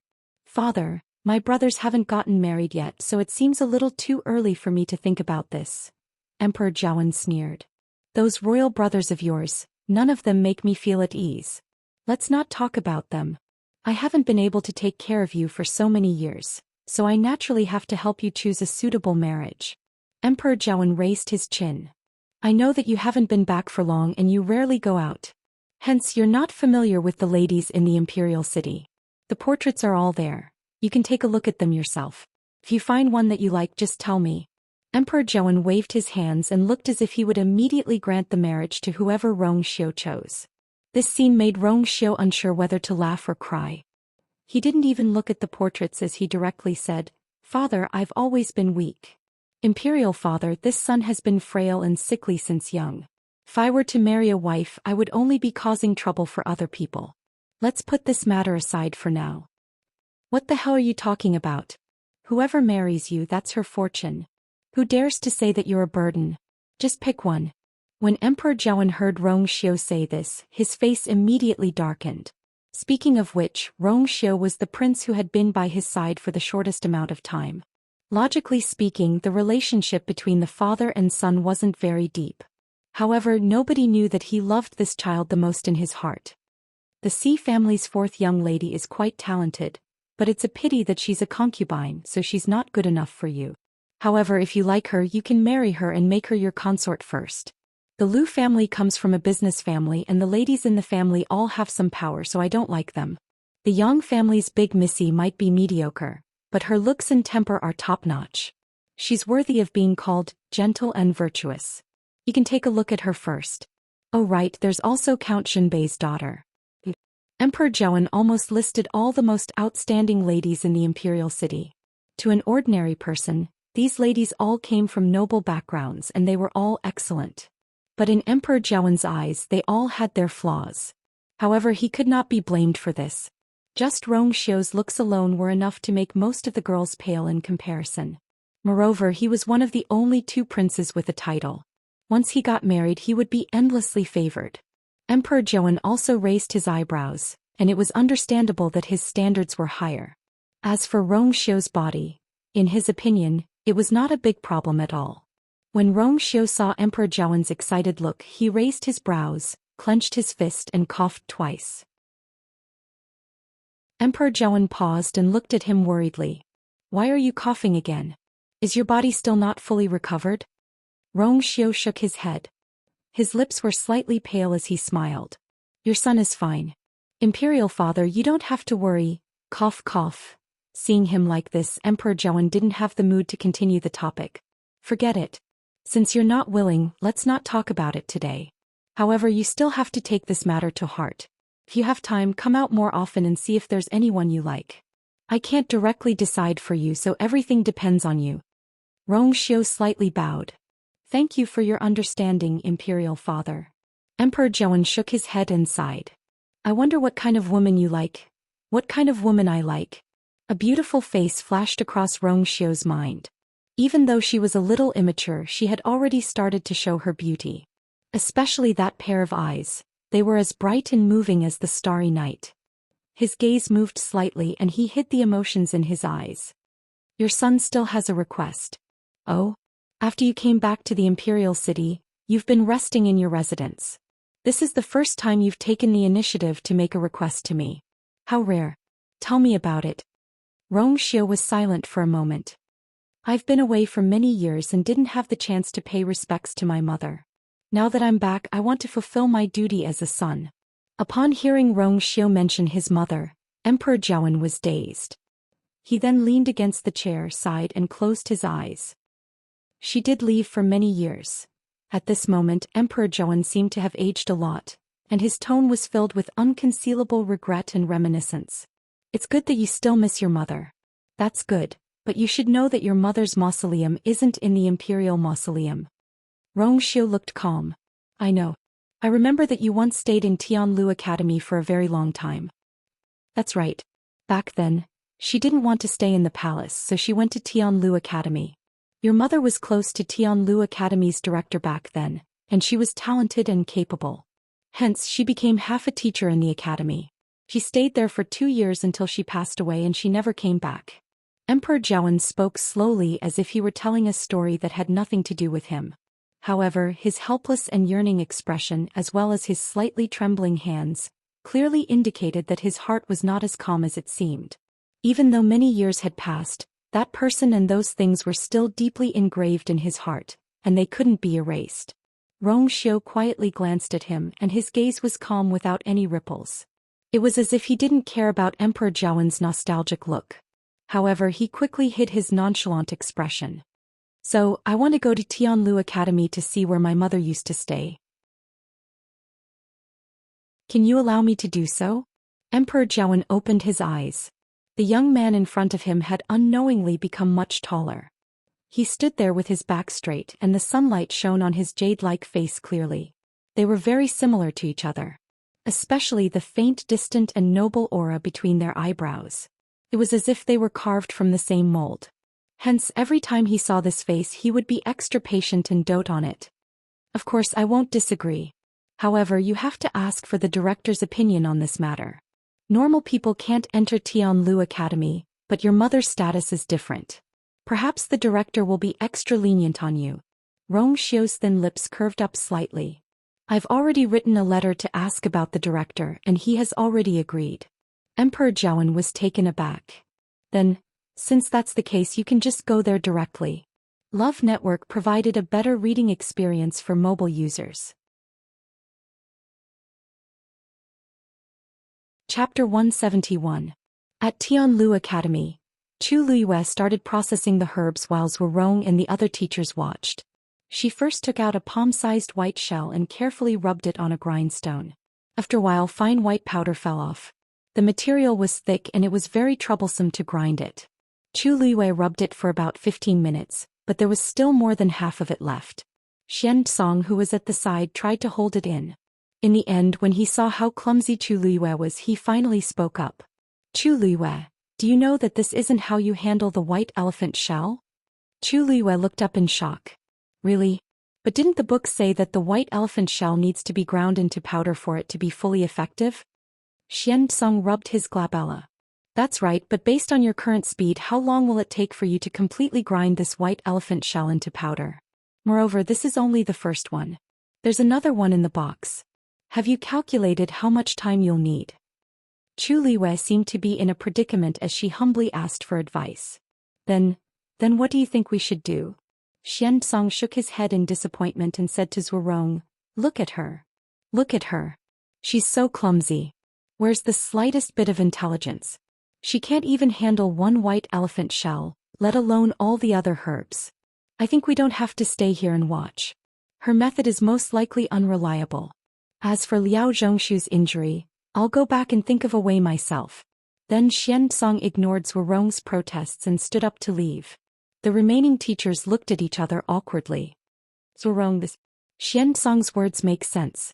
Chu Luiyue had already said that she didn't come up with the prescription on her own. Instead, she accidentally got it from someone else. Besides, she didn't remember it very clearly and most of it was just guessing. It's really hard to say if it's effective. I heard that she barely passed the entrance exam. I think she really doesn't have much talent. Zhou Rong, you're probably thinking too much this time. I'd better go back and think of a way with Xianxia. Everyone, I'll take my leave first. Wait for me. I still have some matters to attend to. Xianxia left with 2 teachers, leaving only Zhou Rong and another teacher. The atmosphere was a little awkward. Chu Luiyue asked apologetically. Mr. Zhou Rong, did I do something wrong? Zhou Rong coughed. It's nothing. They just have their own things to do. You don't have to worry about them. Just focus on refining medicine. Chu Luiyue wanted to say something but hesitated. In the end, he didn't say anything and continued polishing the white elephant shell. After a while, she finally grinded it into powder. She wiped her sweat and took out a second white elephant shell to start polishing. Finally, the other teacher could not stand it any longer and left after apologizing to Zhou Rong. Zhou Rong looked at Chu Luiyue in confusion. Could it be that he was wrong? Chu Luiyue's talent was actually not as outstanding as he had expected? But if that was the case, how did she directly resolve the difficulties Cui Yao and Cui Yao had placed her in? Zhou Rong stared at Chu Luiyue and pondered for a long time. A vague idea appeared in his mind. Could it be that Chu Luiyue was deliberately hiding her talent? But why? Many people dreamed of having the talent of a celestial physician. With such potential, anyone would be eager to show it to others. Only Chu Luiyue was a little strange. Zhou Rong thought for a while. He didn't want to deliberately expose it, so he found an excuse and left. In the end, only Chu Luiyue was left in the room. She exhaled softly. She didn't want these people to notice anything, so she deliberately pretended that she was not good at anything. It didn't matter if she was despised by them. The most important thing was to refine the medicine well. Zhou Rong seemed to have noticed something, but he didn't pursue the matter. Chu Luiyue closed the door and windows properly before focusing her attention on the pile of herbs. Now there wasn't much time left. Sun Hu asked around in the school and confirmed that Gu Mingfeng hadn't come to school for the past 2 days. He specially asked a teacher for leave and went out to look for Gu Mingfeng. Of course, he wouldn't be able to find him so quickly by himself. Fortunately, Sun Hu had a group of friends in the imperial capital. As long as he shouted, someone would immediately help him. After running around for half a day, he finally found Gu Mingfeng in a dilapidated house in the evening.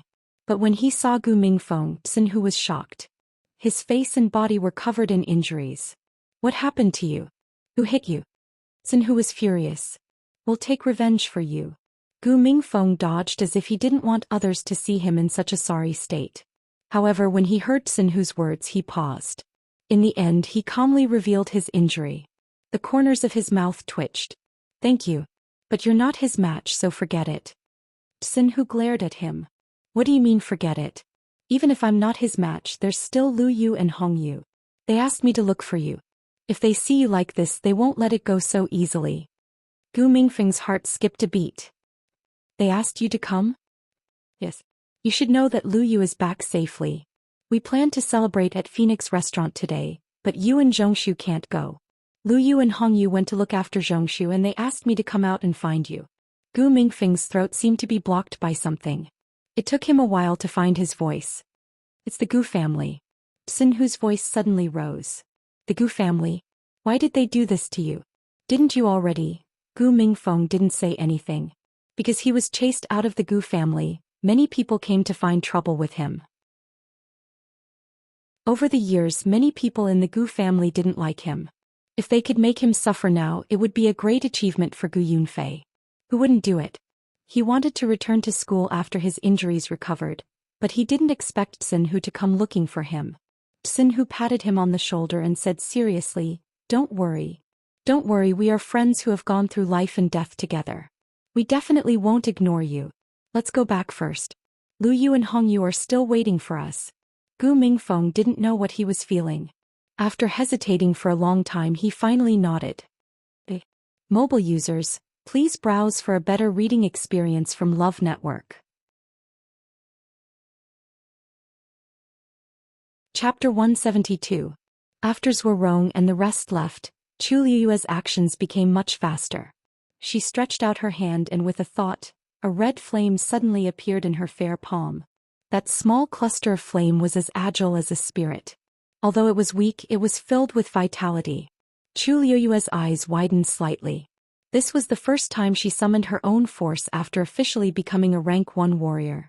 If it was a normal rank 1 warrior, it would be impossible to draw the force out of their body at this stage. Only those who had broken through to rank 4 could do it. But a celestial physician was different. A celestial physician used force to refine medicine.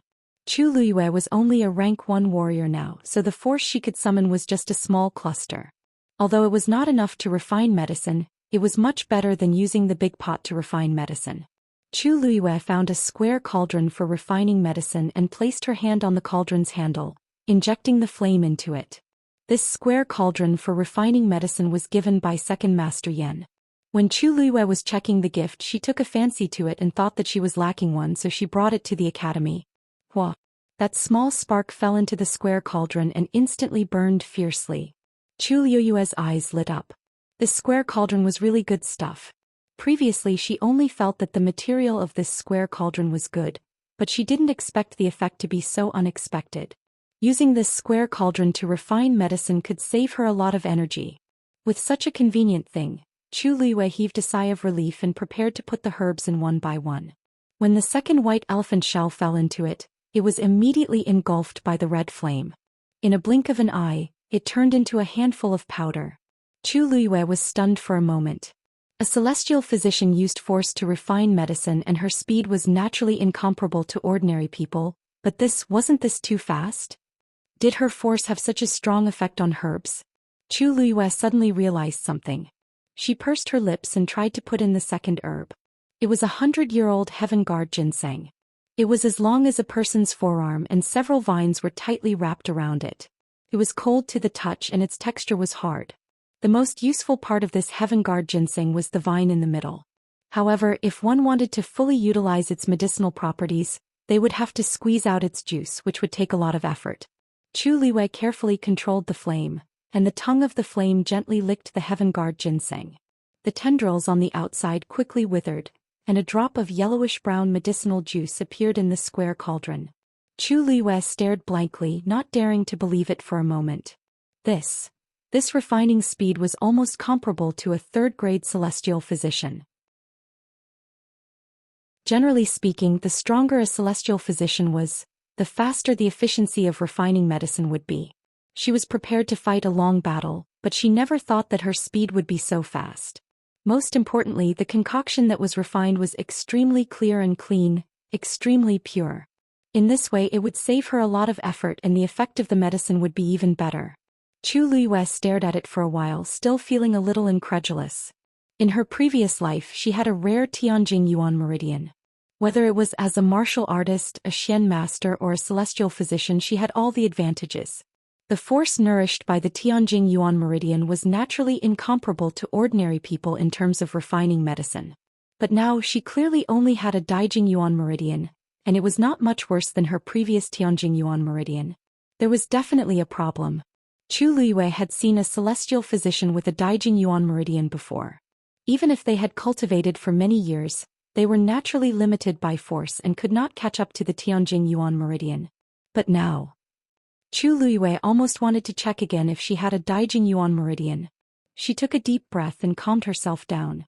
It was impossible for her to remember something like this wrongly.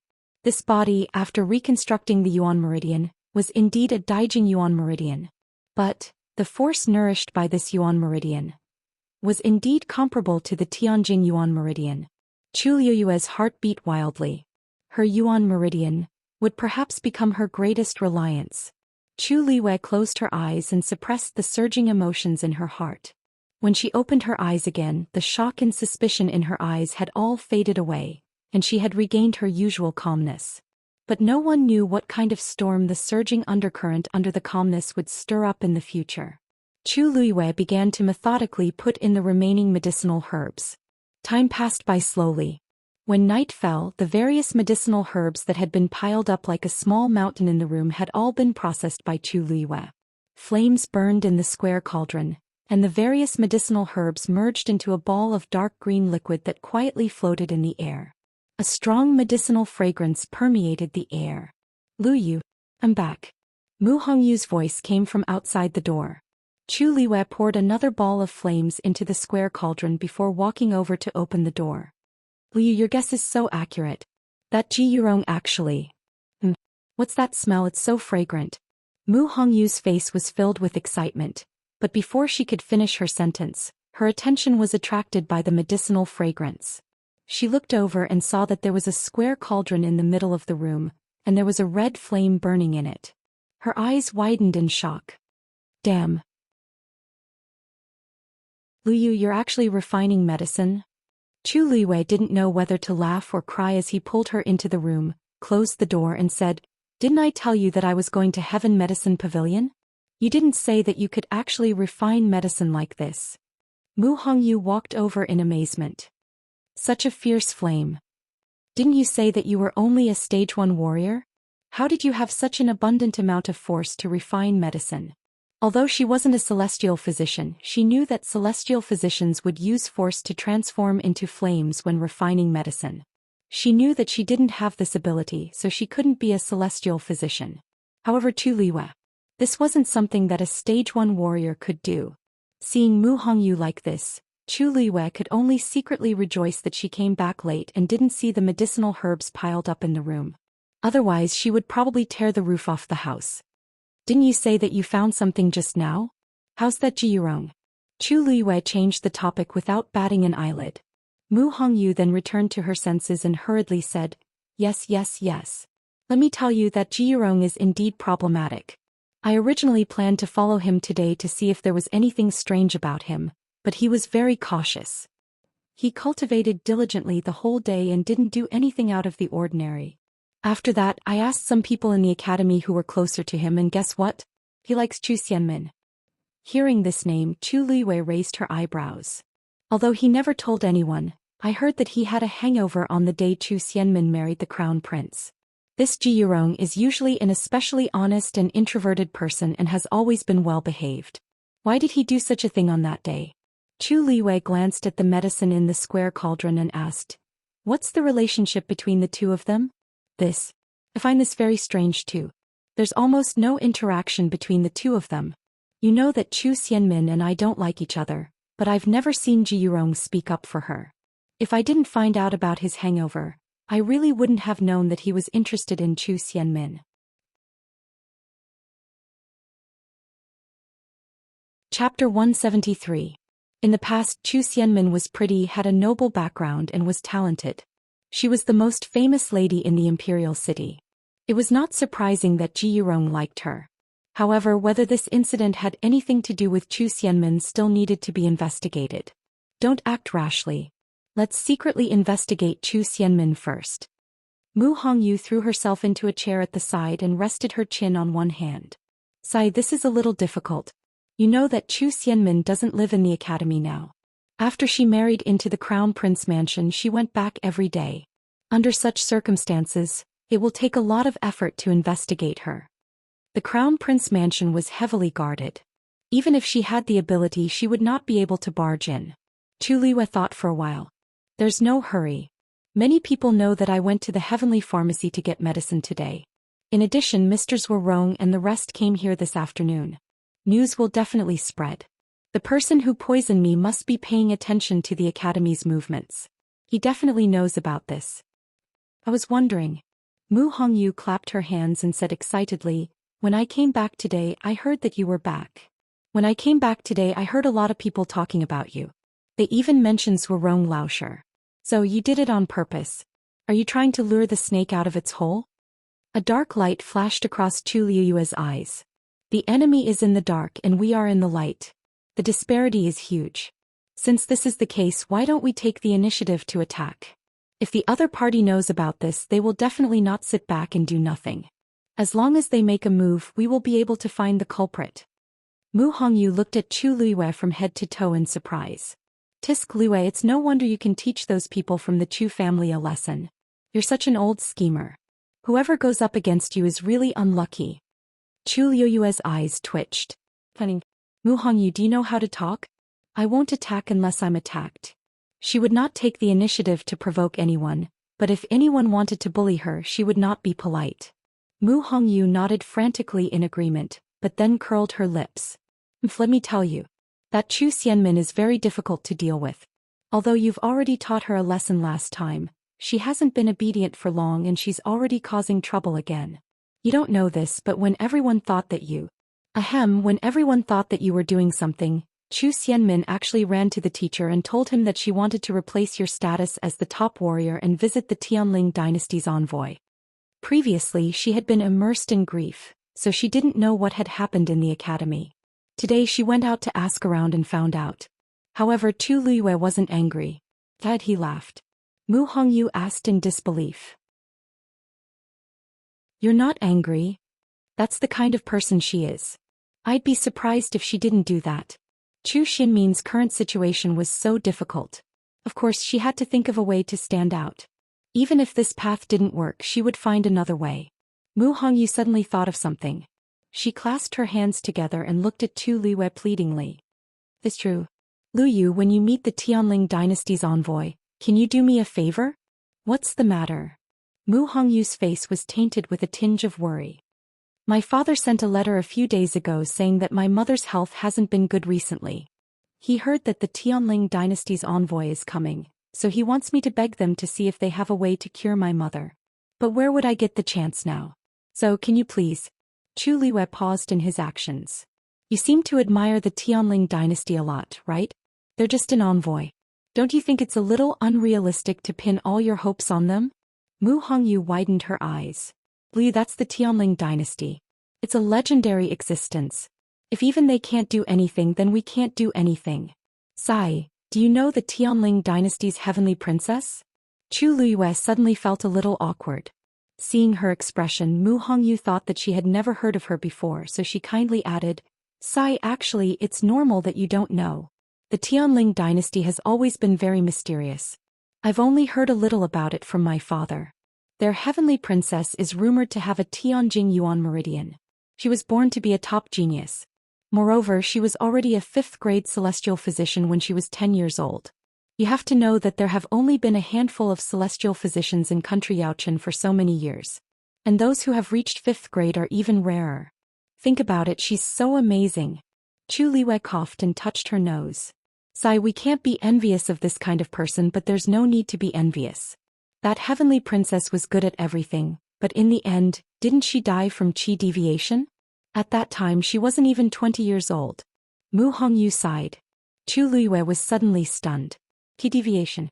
Qi deviation. She suppressed the surging emotions in her heart and asked, logically speaking, such a genius cultivation path should have been very smooth. How did you? Qi deviation? Mu Hongyu shrugged. How can this be confirmed? Anyway, that's what the rumors say. Otherwise, why would she die so suddenly? I heard that her fiancé was heartbroken. Chu Liyue's heart suddenly thumped violently. Her mind was blank. She only stiffened and asked. That's what the rumors say? Yes. But I don't know anything more than that. Who knows what happened thousands of miles away? Sai Li, you don't look too good. What's wrong? Chu Liwei came back to her senses and shook her head. I'm fine. It's just that I've been refining medicine for too long and I'm a little tired. Mu Hongyu was a little worried. Then can you still hold on? I'll stay here with you. Chu Liwei shook her head. No need. Go back and rest today. You have to continue investigating Ji Yurong tomorrow. Then, Mu Hongyu was also exhausted from running around all day. After hearing Chu Liyue's words, she got up and left. When her figure disappeared outside the door, Chu Liyue finally slowly let go of her hand. Because she used too much strength, her palm was already stained with blood. Just now, she almost couldn't control the crazy burning anger in her heart. Dying from qi deviation? Heartbroken? Those people are really capable of doing anything. His debts. She will pay them back 100 times. Digression. Mobile users, please browse and read. A better reading experience comes from the Love Network. Chapter 174. Night, Prince Li's mansion study room. Rong Xiao stood in front of the bookshelf with his hands behind his back. He was carefully selecting books. Move all the books on the top 2 floors. Also bring along the few biographies that this prince often reads. Umo responded and carefully put away the books one by one. Yan Qing looked at his master hesitantly. Master, are you really going to stay at Tianlu Academy? Rong Xiao glanced at him. Why? Is there a problem? I don't dare. It's just that there are too many people at Tianlu Academy. I'm afraid it won't be as convenient as before. Yan Qing did not expect his master to decide to go to Tianlu Academy after going to the palace. He was really caught off guard. Yomo secretly gave him a look. Are you stupid? Others might not know why master is going to Tianlu Academy, but you should know better. Yan Qing felt a headache coming on. Ever since his master came back from Wanling Mountain a few days ago covered in blood and sat in the study room for an entire night, he knew his master would take action. However, he did not expect his master to take such drastic measures. Yomo shook his head. How could they stop their master from doing anything he wanted? Yan Qing sighed heavily in his heart. What do you want to say? Just say it, Rong Xiao suddenly said. Yan Qing knew he could not hide his thoughts from his master, so he spoke bluntly. Master, if you're worried about Miss Lu Yu, you can send more people to protect her secretly. Why do you have to do it yourself? The crown prince is under house arrest now, and the third prince is still in the imperial capital and has not returned to the Northwest Army. This is a critical time. It's really dangerous for you to suddenly make such a big move. Rong Xiao looked at him quietly. Anything else? Yan Qing hesitated and shook his head. He was mainly worried about his master's safety. Although he knew his master was powerful, it was not his master's style to put himself in danger. Since you're done, help Umo pack. Mistress. Yan Qing still wanted to fight for it, but when she saw Rong Xiao's expression, she knew it was useless to say anything, so she had to agree. Yes. Rong Xiao knocked on the table. She went to Heaven's Medicine Pavilion today? Why is there no movement from Yengu? Umo hurriedly said, Master, Yengu said that he did not receive any news from Miss Lu Yu. Thinking about it, it must be Miss Lu Yu who went to the Heaven's Medicine Pavilion. Rong Xiao replied with a faint, Do you know what she wants those herbs for? The two of them looked at each other. I'm not too sure. Rong Xiao raised his eyebrows slightly. Previously, the Precious Treasure Pavilion had sent many gifts, which included many precious medicinal herbs. Chu Luiyue knew that if she wanted it, it would be more convenient for her to go to Jinbao. But she had purposely gone to the Heaven's Medicine Pavilion. You really don't know? Yumo coughed. As expected, he could not hide it from his master. But this matter. He gritted his teeth and braced himself to say, I heard that Miss Lu Yu went to the Heaven's Medicine Pavilion to help a classmate recuperate. Rongxiu leaned against the chair and crossed his fingers. His posture was lazy, but there was an indescribable sense of oppression. What kind of classmate? Yumo closed his eyes and faced death calmly. His name is Liao Zhongshu. As soon as he finished speaking, the entire room fell silent. Rongxiu's thin lips curved slightly. So it's a male classmate. The next morning, Chu Luiyue finally finished brewing the medicine. She placed it in a sealed jade box and planned to send it to Liao Zhongshu. But just as she reached the door, she saw Mu Hongyu running over excitedly. Luiyue, big news. Chu Luiyue could not help but laugh. What kind of big news can make you so excited? Could it be that you have found some evidence? Mu Hongyu's face fell. No, it's not that easy. But she quickly cheered up again and her eyes lit up. Did you know? Prince Li came to Tianlu Academy today. Chu Luiyue's heart skipped a beat. Why is he here? Did he pass the exam and get in?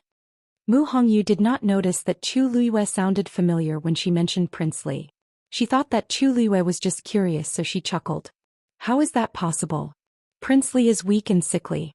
Why would he take the exam? I heard that he came here to pay respects to his mother, Consort Wan. Consort Wan was a teacher at Tianlu Academy for a period of time, and she was not buried in the Imperial Mausoleum. That's why Prince Li came here. Chu Luiyue was a little surprised. Is this appropriate? What's inappropriate about it?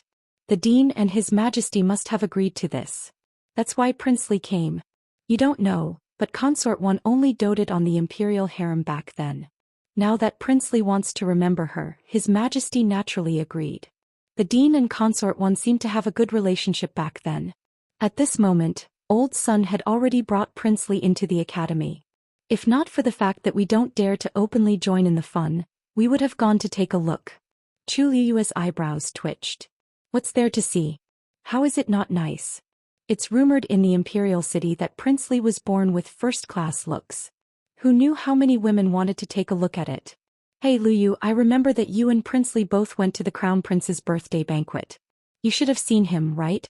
Quick, tell me. Is he as gentle as jade and unparalleled in the world as the rumors say? Chu Luiyue suddenly had the urge to facepalm. However, a devilish face appeared in her mind.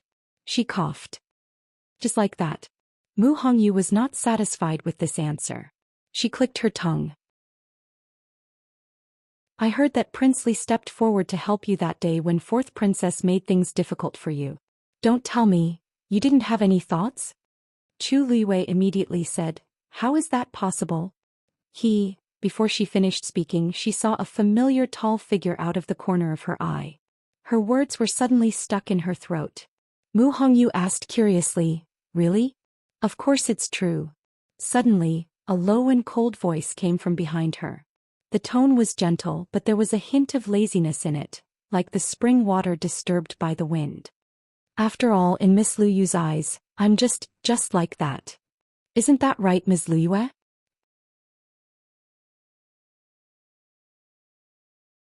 Chapter 175.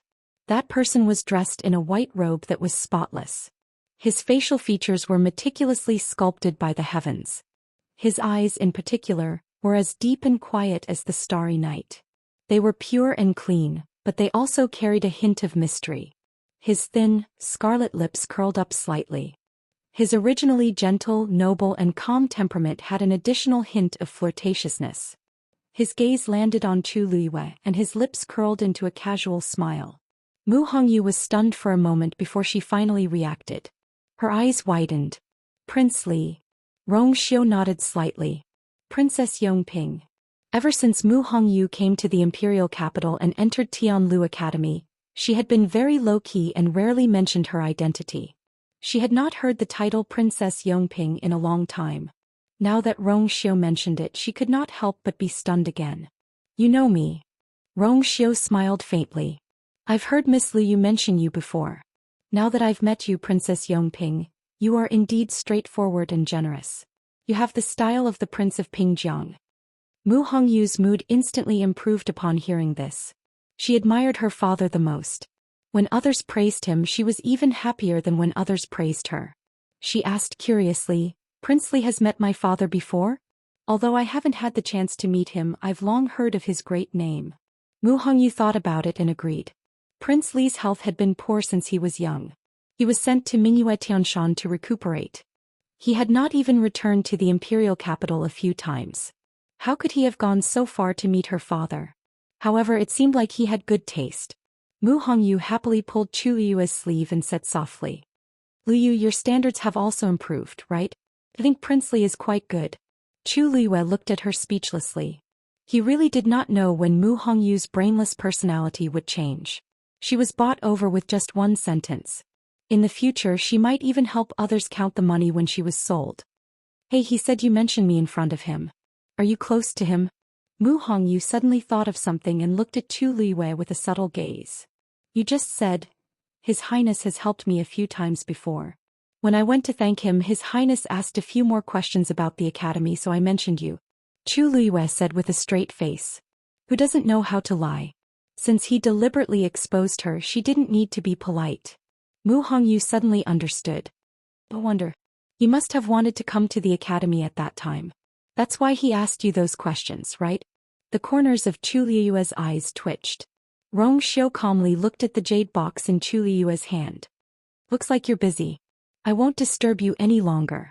Chu Liyue curtsied. "Take care, Your Highness." Rong Xiu quietly glanced at her, then turned and left with Elder Sunday. Mu Hongyu couldn't help but rub her arms. "Liyu, why do I suddenly feel a little cold?" Chu Liyue coughed. "Let's go. The medicine will turn cold if we stay any longer." The two quickly arrived at Liao Zhongshu's residence. Mu Hongyu stepped forward and was just about to knock when the door opened. Ji Yurong was standing inside. He had his usual gentle and harmless smile on his face. "Zhongshu said that you would come today, so I've been waiting for you. Come in." Chu Liyue sized him up. Compared to the day before, he looked much more natural, as if there was nothing wrong with him. But this only proved that there was something wrong with him. Yesterday, Mu Hongyu secretly investigated him and didn't completely seal off the news. If he asked around, he would definitely find out. But today he didn't seem to be acting strangely. He was clearly trying to hide something. Mu Hongyu said with a faint smile. "Oh, isn't this embarrassing? It must have been hard on you to take care of him these few days, right? We're just here to see him. Just go about your business." Ji Yurong's expression froze for a moment, but it quickly returned to normal. "We're all friends and we live together. This is what I should do. Then you can go up first. I'll make tea for you later. I didn't manage to serve you well when you came yesterday." "You're so free today?" Mu Hongyu crossed her arms. "I remember that you originally had classes today, right?" A hint of panic flashed across Ji Yurong's eyes. Oh, I took leave today. I used up my cultivation time in Geo Tower and I was planning to do some missions today." Mu Hongyu didn't comment. "This is important. We won't hold you up." She was clearly asking him to leave. Ji Yurong was a little hesitant. "Actually, it's not that urgent. I'm afraid that Zhongshu will.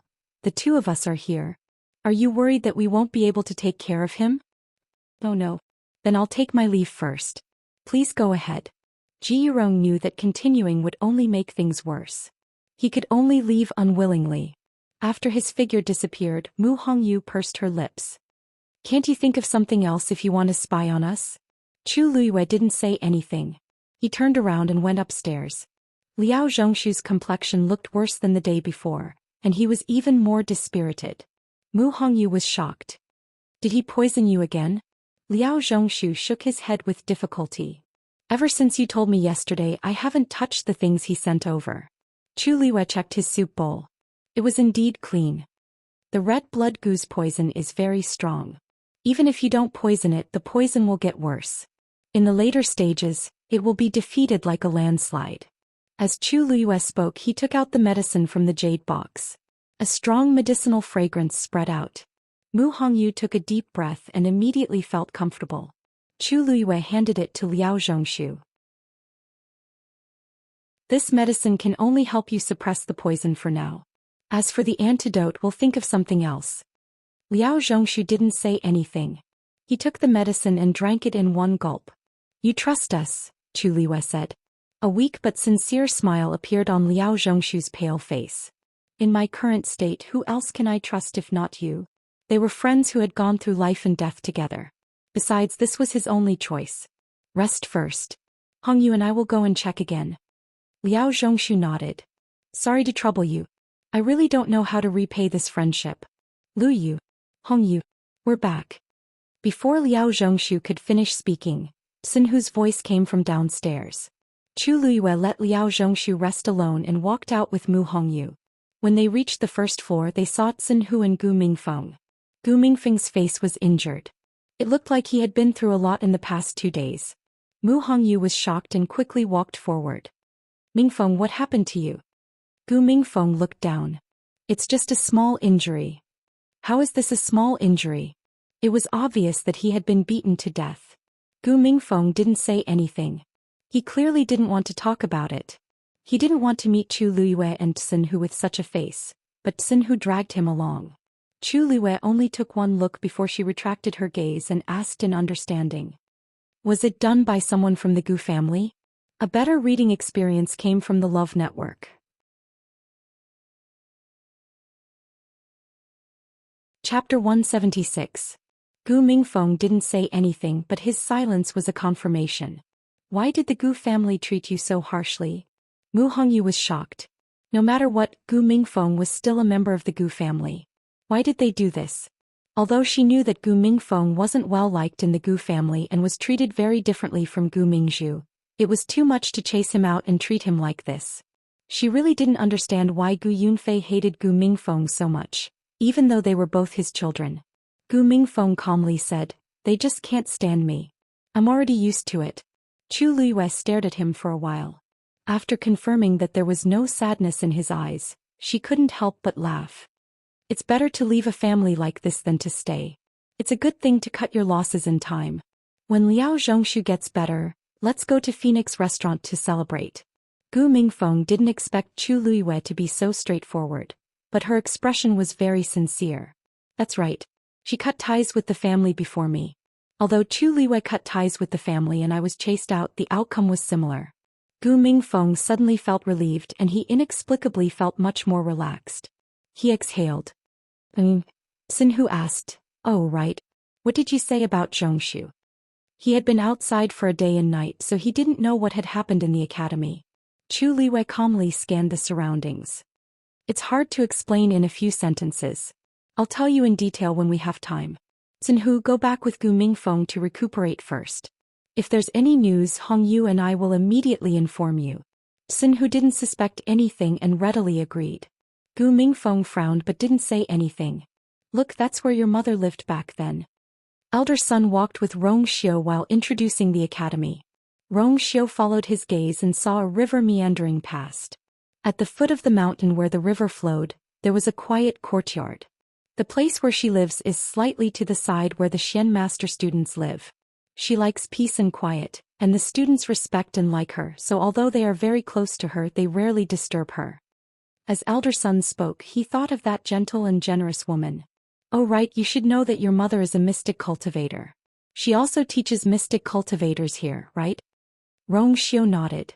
Father mentioned it before. Elder son shook his head and sighed. Your mother is extremely talented as a mystic cultivator.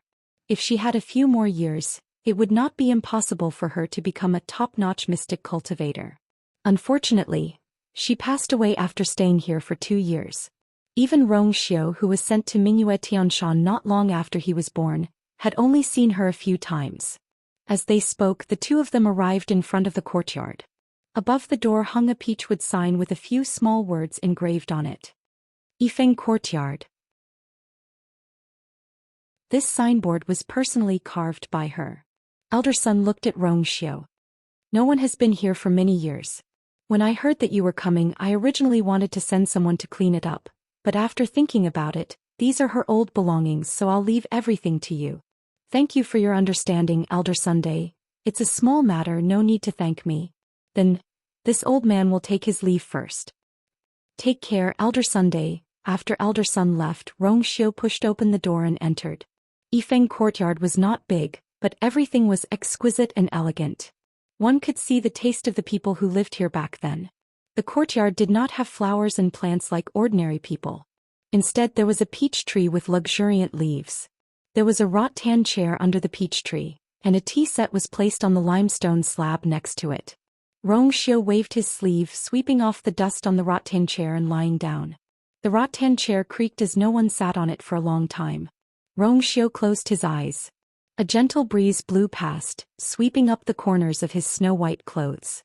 A few green leaves drifted down and scattered on his face and body.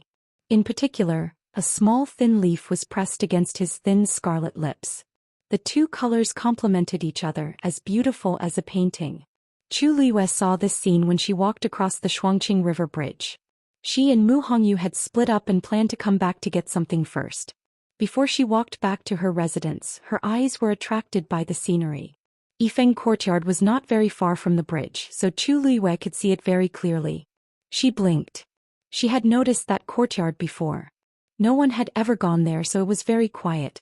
Was that the place where Xiao's mother lived when she was alive? Her eyes swept across Xiao's face. Under the sunlight, his skin was like jade, even a little translucent. His eyebrows and eyes were picturesque, his nose was high, and the lines of his cheeks were smooth. There was no part of him that was not the best. Such a person was simply blessed by the heavens to be able to have such an appearance and charm. Chu Liyue suddenly remembered her previous evaluation of him. Just like that, she suddenly felt a little guilty. If this didn't count as anything, then no one in this world was qualified to say that it was good-looking. As if sensing her gaze, Xiao's eyelashes trembled. He suddenly opened his eyes and looked over. The two of them looked at each other. He seemed to have taken a nap under the tree for a while. His eyes still had a bit of laziness and confusion, but his eyes were clear and pure. Chu Liyue seemed to have been caught red-handed doing something wrong, so she subconsciously looked away. But as soon as she turned her head, she regretted it. Didn't this make it seem like there was something wrong with her? She didn't feel anything when the two of them were together day and night. Why did she feel that something was wrong with him now? If she left now, she might be laughed at by Xiao for running away. Thinking of this, Chu Liyue gritted her teeth and looked back again. She wanted to use her eyes to kill him. But what's wrong with looking? He was lying here. Anyone who passed by would be able to see him, right? There was nothing wrong with her taking a look. Suddenly, a few women's voices came from behind. Wait, that's His Highness Prince Li? Seems like it. Just like the rumors, his appearance and bearing are unparalleled. He seems to live there. It's not far from us. Lower your voice. Aren't you afraid of being heard? Can't you be more reserved? Even if she didn't look back to see who it wasn't hard to imagine the admiration and excitement of these people. Chu Liyue suddenly felt a little irritable. This guy isn't lying there on purpose, is he? His Highness Prince Li doesn't mind being looked at by so many passers-by? Thinking of this, her eyes unconsciously carried some annoyance. Xiao looked at her. Suddenly, his thin lips opened slightly, sucking on the thin leaf. Digression. Yesterday I couldn't sleep until 3 o'clock. At 3 o'clock in the afternoon, I'll update 3 chapters. Not 3 chapters of the 3rd chapter, but 3 chapters of the 3rd chapter. When I say 10 chapters, I'll find a new one.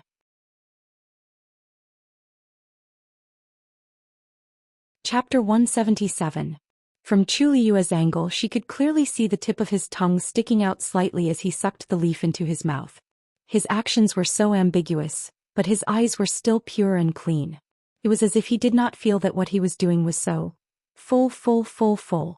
Chu Liyue's face suddenly heated up. Too much. Too much. Not only did he secretly climb into her bed in the middle of the night, but he actually dared to seduce her in public now.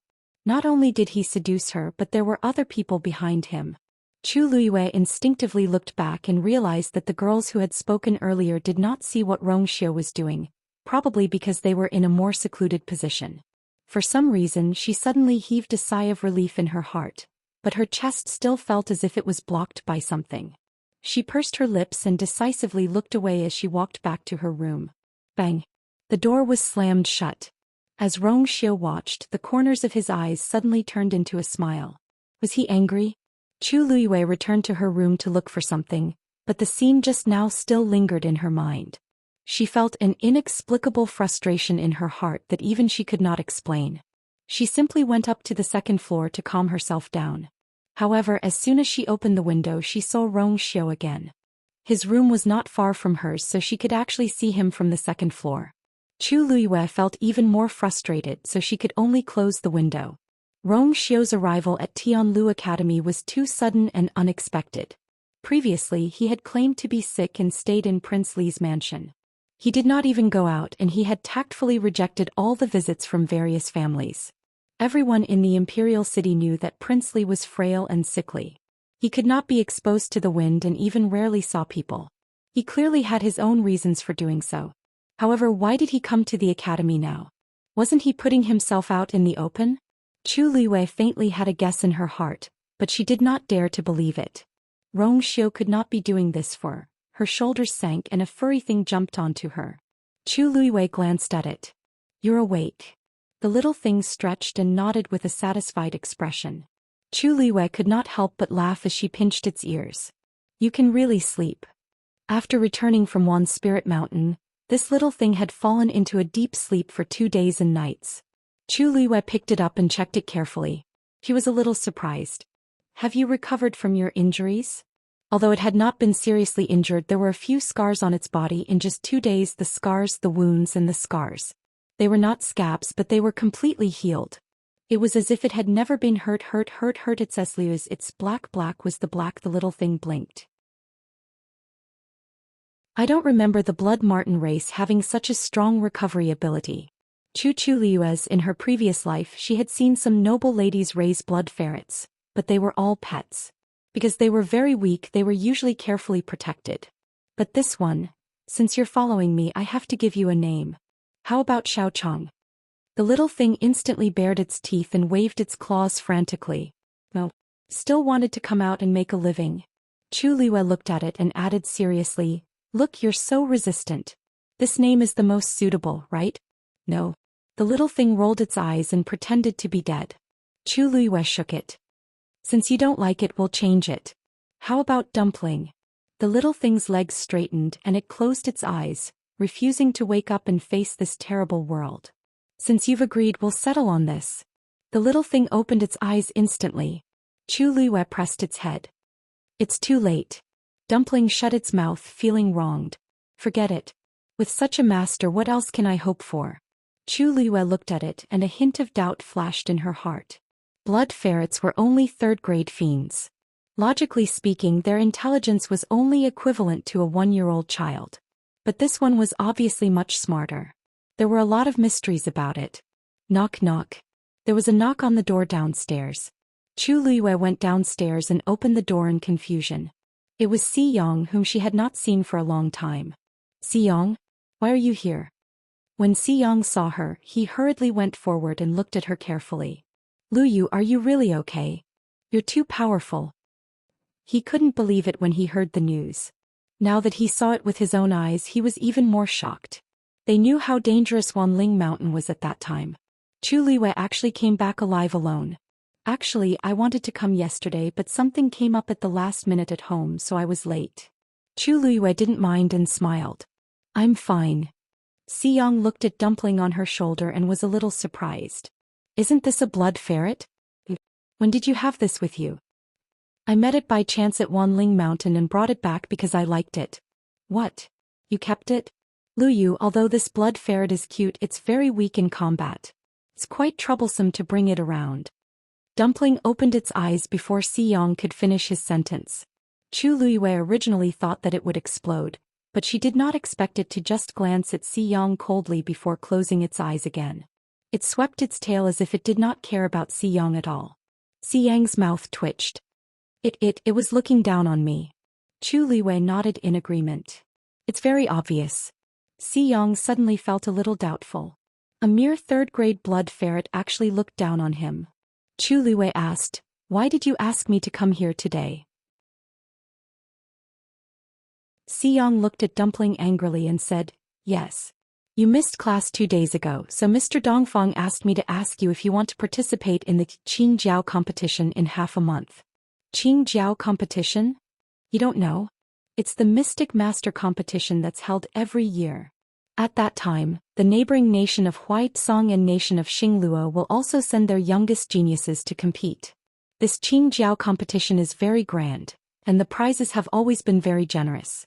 Do you want to participate in the Mystic Master competition? Mobile users, please browse and read. A better reading experience comes from Love Network.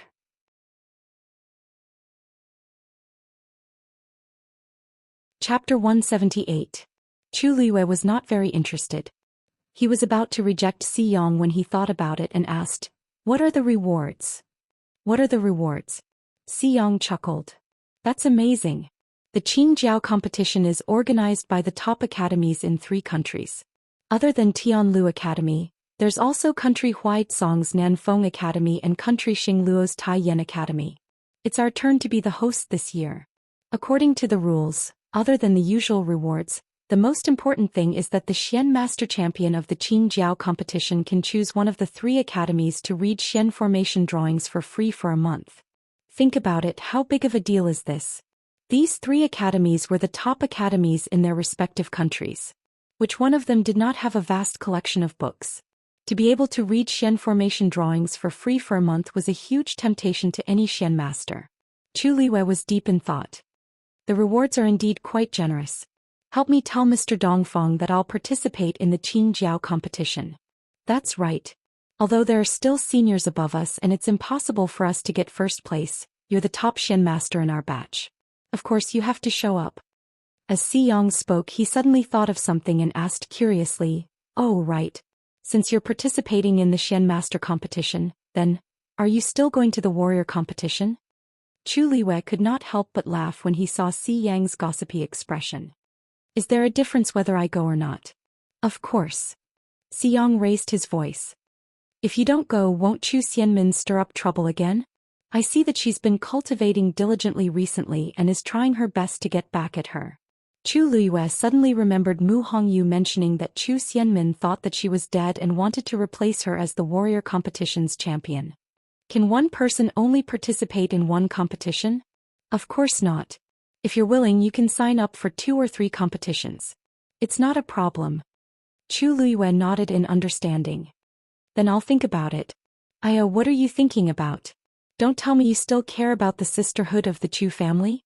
She has already married into the Crown Prince's residence and is considered one of the Crown Prince's people. Chu Liyue's heart skipped a beat and he fixed his gaze on him.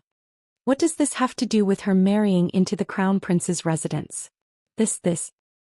I was just saying it in passing. Cough cough. Xiyang realized that he had let the cat out of the bag, so he immediately avoided Chu Liyue's scrutinizing gaze. Chu Liyue thought to himself. Everyone knew that she had severed ties with the Chu family and not long ago she had exposed Lu Yao in public. Anyone could see that she had completely fallen out with the Chu family. Why would she care about the so-called sisterhood? Chu Liyue smiled faintly. Xiyang, you don't want to ask about my relationship with Chu Xianmin but my attitude toward the Crown Prince, right? Where do I have it? Xiyang did not expect Chu Liyue to guess his question right away. He immediately denied it. However, his voice was trembling and his gaze was erratic. Anyone could tell that Xiyang was right.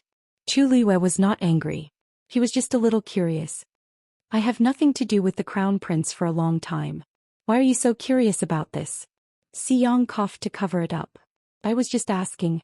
Didn't you like the Crown Prince a lot in the past?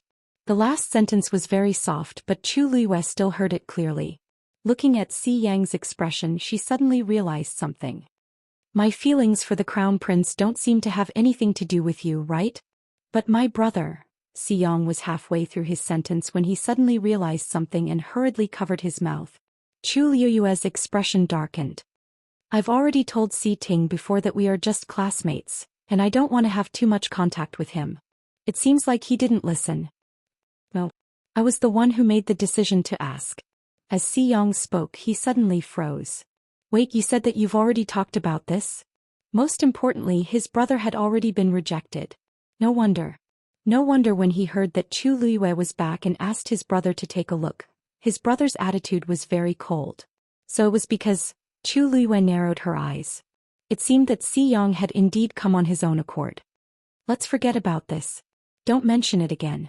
With that, Chu Luiyue was about to leave. Si Yang hurriedly went forward to stop her and asked awkwardly, "Why? My brother is sincere to you. Why won't you consider it?" Si Ting was handsome, came from a noble family and was very talented. Many girls in the capital city wanted to win his favor. However, Si Ting had never been interested in any girl. Now he had finally fallen in love with someone, but he had been rejected so bluntly.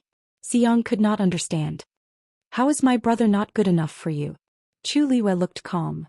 "This is not a matter of whether he's good enough for you or not. It's a matter of whether I want you or not." Si Ting was very good, but she did not like him.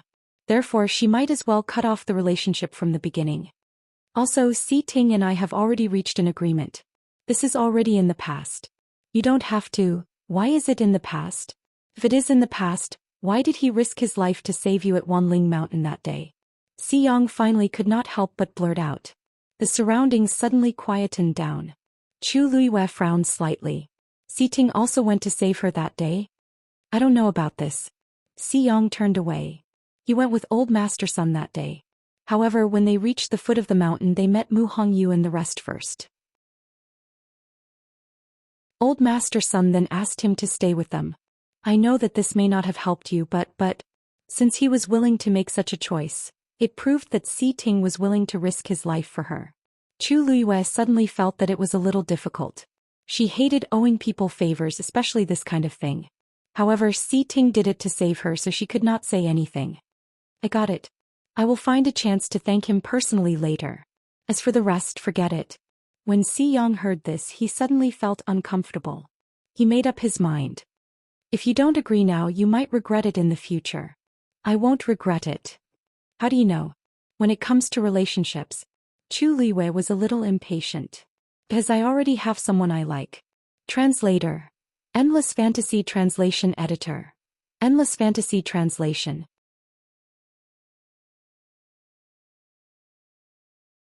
Chapter 179. Xiang was stunned. What did you say?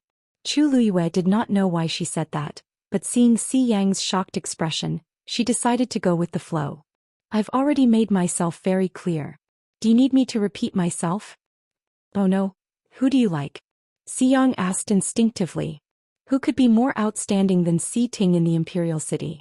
Chu Luiyue previously said that she liked the Crown Prince. How long has it been since she fell in love with someone else? You're not lying to me, are you? Who is he? Whoever he is has nothing to do with you. That's my own business. Xiang, I see you as my friends. That was true in the past and will be true in the future. However, that was all there was to it. Xiang understood what Chu Liwei meant. He did not want to believe it, but seeing her calm expression and clear eyes, he knew that she was not lying. He was conflicted for a long time and rubbed his face in frustration. All right. I promise that from now on I won't bother you about this matter anymore. We're still friends in the future. A faint smile then appeared on Chu Liue's lips. All right. Si Yang was still a little dejected. I'll make a move first. I'll tell teacher Dongfang about your participation in the Qing Jiao competition. With that, he turned and left. If he stayed any longer, he would really annoy her. Chu Luiyue raised her voice. Thank you very much. Si Yang did not turn back. He waved his hand and left quickly. Chu Liuyue stood at the same spot for a while. Suddenly she thought of something and turned around.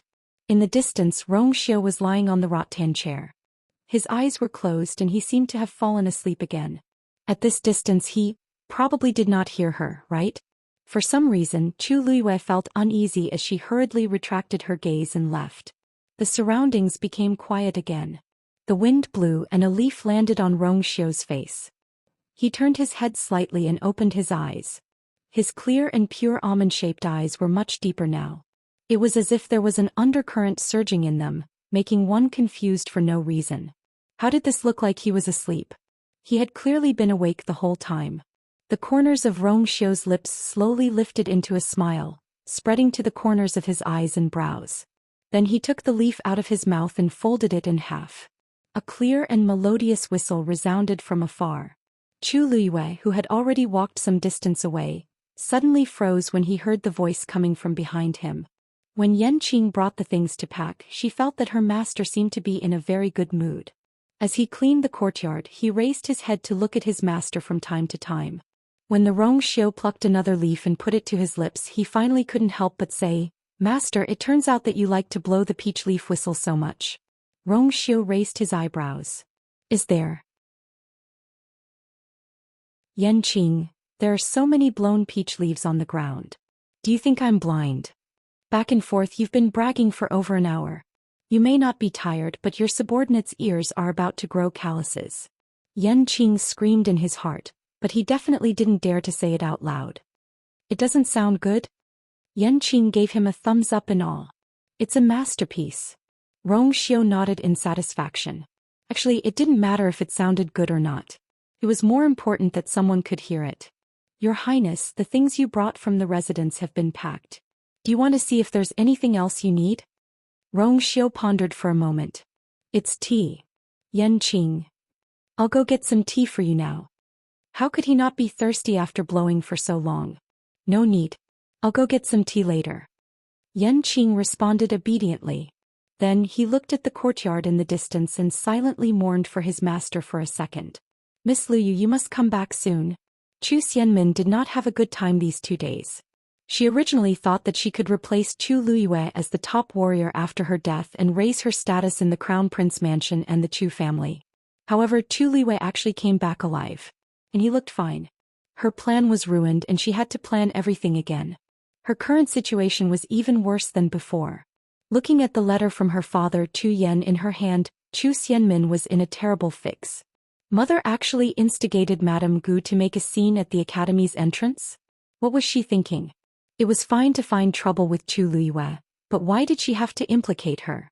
If she had written an anonymous letter back then, it wouldn't have been discovered and there wouldn't have been today's trouble. Now the Gu family had something on her and said that they wouldn't let it go no matter what. Mrs. Gu had made such a big fool of herself and brought shame to the entire Gu family. They would definitely blame it on Lu Yao, who had written the letter. Lu Yao's life in the Chu family was already difficult, and this made it even worse. Zhou Xian looked at the letter in her hand. The handwriting on it was messy and it was obviously written in a hurry. Chu Yan was now seriously injured. How could he save Lu Yao? He could only pin his hopes on her. However, the crown prince knew that Chu Luiyue was still alive and had harshly reprimanded her yesterday. She couldn't even protect herself now, so how could she have the energy to do so? She tore the letter into pieces in frustration and walked out. Because she had good grades when she entered the academy, she lived alone in a small courtyard. She walked to the left wall of the courtyard and searched under the cracks of the tiles for a while. She took out something and quickly returned to the house. It was a metal cylinder thinner than her pinky. She gently twisted it and the cylinder opened. A note fell out. She opened the note, dipped the brush beside her in water and drew on it. A line of words appeared faintly. "The matter might be exposed. You must be careful." Zhou Xian was shocked and the note fell to the ground.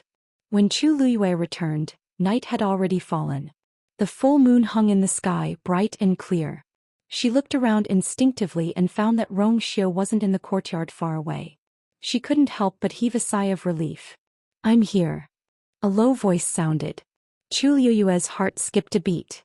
She looked up and saw Rong Xiu standing by the window on the second floor. "Why are you here?" Chu Luiyue blurted out. Rong Xiu looked into the distance and his expression was a little strange. "I'm thirsty, so I came to ask for tea." Chu Luiyue sneered. "Your Highness, you are of noble status and have sharp eyes and ears. You don't lack a cup of tea from me." Rong Xiu finally looked at her. His eyes seemed to be filled with light and it was captivating. "Yes. The bitterness of the peach leaves can only be cured by your tea." Digression, February. Rong Xiu is such a flirtatious man. Lu Yu, that's right. Yanqing, agreed. Rong Xiu, ? Mobile users, please browse and read. A better reading experience comes from Love Network.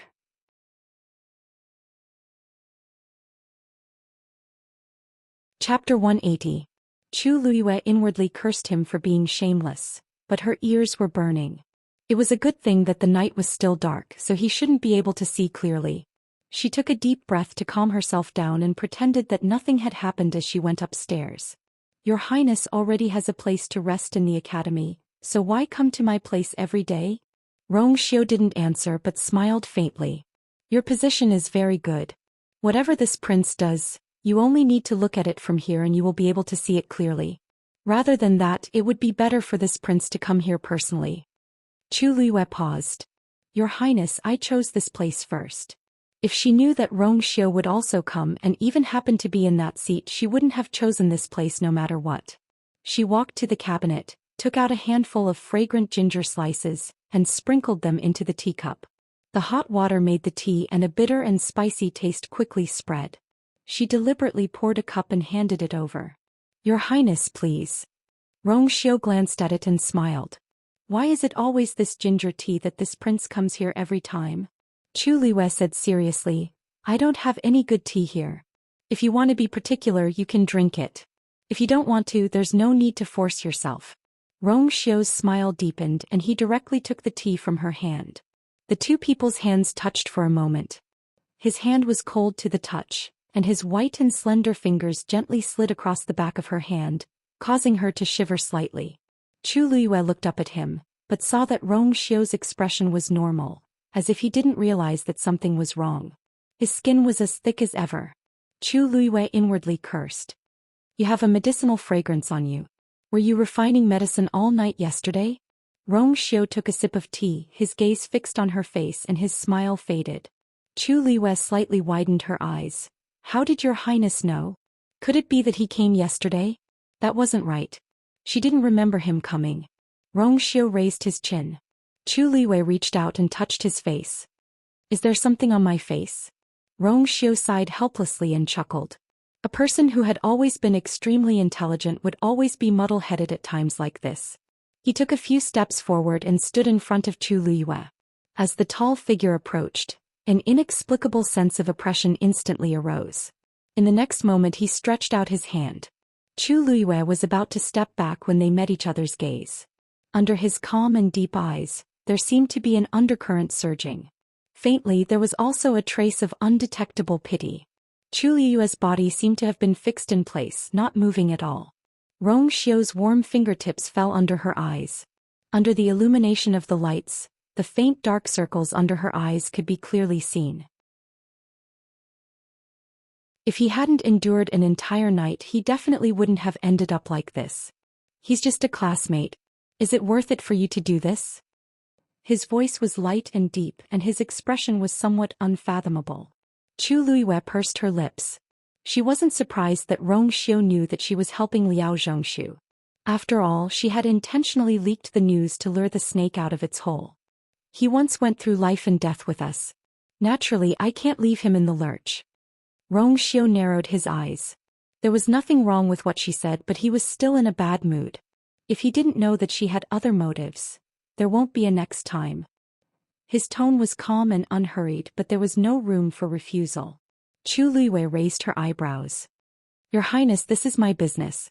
You don't have the right to interfere, do you? Rong Xiu's thin lips curved slightly. What if I say that I have the right to interfere? Chu Luiyue snorted. Your Highness, it's true that you have a noble status, but why should I listen to you? Rong Xiu's hand slid down her cheek, cupped her face and suddenly moved closer. Chu Luiyue looked at the enchanting face that was quickly approaching her, and her heart suddenly skipped a beat. She wanted to retreat, but the hands in her sleeves clenched and loosened. In the end she didn't move. She didn't know when it started, but she seemed to have gradually gotten used to Rong Xiu's occasional intimate actions. Seemed everything was natural. He looked at her with a deep gaze, as if there was an inexplicable suction that wanted to devour everything. Then he tilted his head slightly and leaned close to her ear, chuckling in a low voice. This prince is very familiar with the person you like. His lips gently rubbed against her delicate earlobe, and it was like a spark that started a prairie fire. However, what he said was more like a sudden clap of thunder that suddenly exploded in Chu Luiyue's heart. He really heard it. Moreover, he could hear it clearly. If Chu Luiyue could pretend that she didn't know that he heard it before, then now she couldn't pretend anymore. Her heart was beating like a drum, and it seemed like flames were spreading from her ears, making her entire body hot. She quickly reached out and pushed him away. Your Highness, you heard wrong. I didn't say that person was you. Did this prince say that person was me? Rong Xiu's indifferent question made Chu Liyue's argument come to an abrupt end. Her hands were pressed against his broad and firm chest, and she didn't know whether to advance or retreat. This was the situation where 300 taels of silver were exposed. Rong Xiu lowered his eyes, admiring the young girl's embarrassed expression with satisfaction for a while. He only felt comfortable all over. His arms suddenly wrapped around her waist and then he lifted her up horizontally. "Your Highness. Shu. You didn't sleep well last night, so this prince will accompany you today." Rong Xiu carried her to the bed, gently put her down, and then he leaned against the side. Chu Liyue was a little surprised and she blinked. "Your Highness doesn't want to sleep?" Rong Xiu leaned over and lowered his voice. "This prince can't sleep with you so close. Just sleep, don't worry about anything else." Chu Liyue swallowed the rest of her words, hesitated for a moment and closed her eyes. She was probably too tired from the past 2 days, so it didn't take long for her to fall asleep. Rong Xiu held her wrist with one hand, and a faint silver light silently flowed into Chu Liyue's palm. Chu Liyue's breathing gradually became long. She didn't know if she was having a nightmare, but her brows suddenly furrowed tightly, and her expression was pained. Rong Xiu looked at her, reached out and slowly smoothed her brows and moved closer to her ear. "Oh, don't be afraid, I'm here." His voice was very soft, as if it would dissipate in the wind at any time. However, the pained expression on Chu Liyue's face gradually faded, and she became tranquil again. She unconsciously leaned towards the warm place until her whole body leaned against Rong Xiu's chest, and finally settled down. Rong Xiu closed his eyes, suppressing the inexplicable restlessness in his body. She really always knows how to torture him. Mobile users, please browse for a better reading experience from AI Network.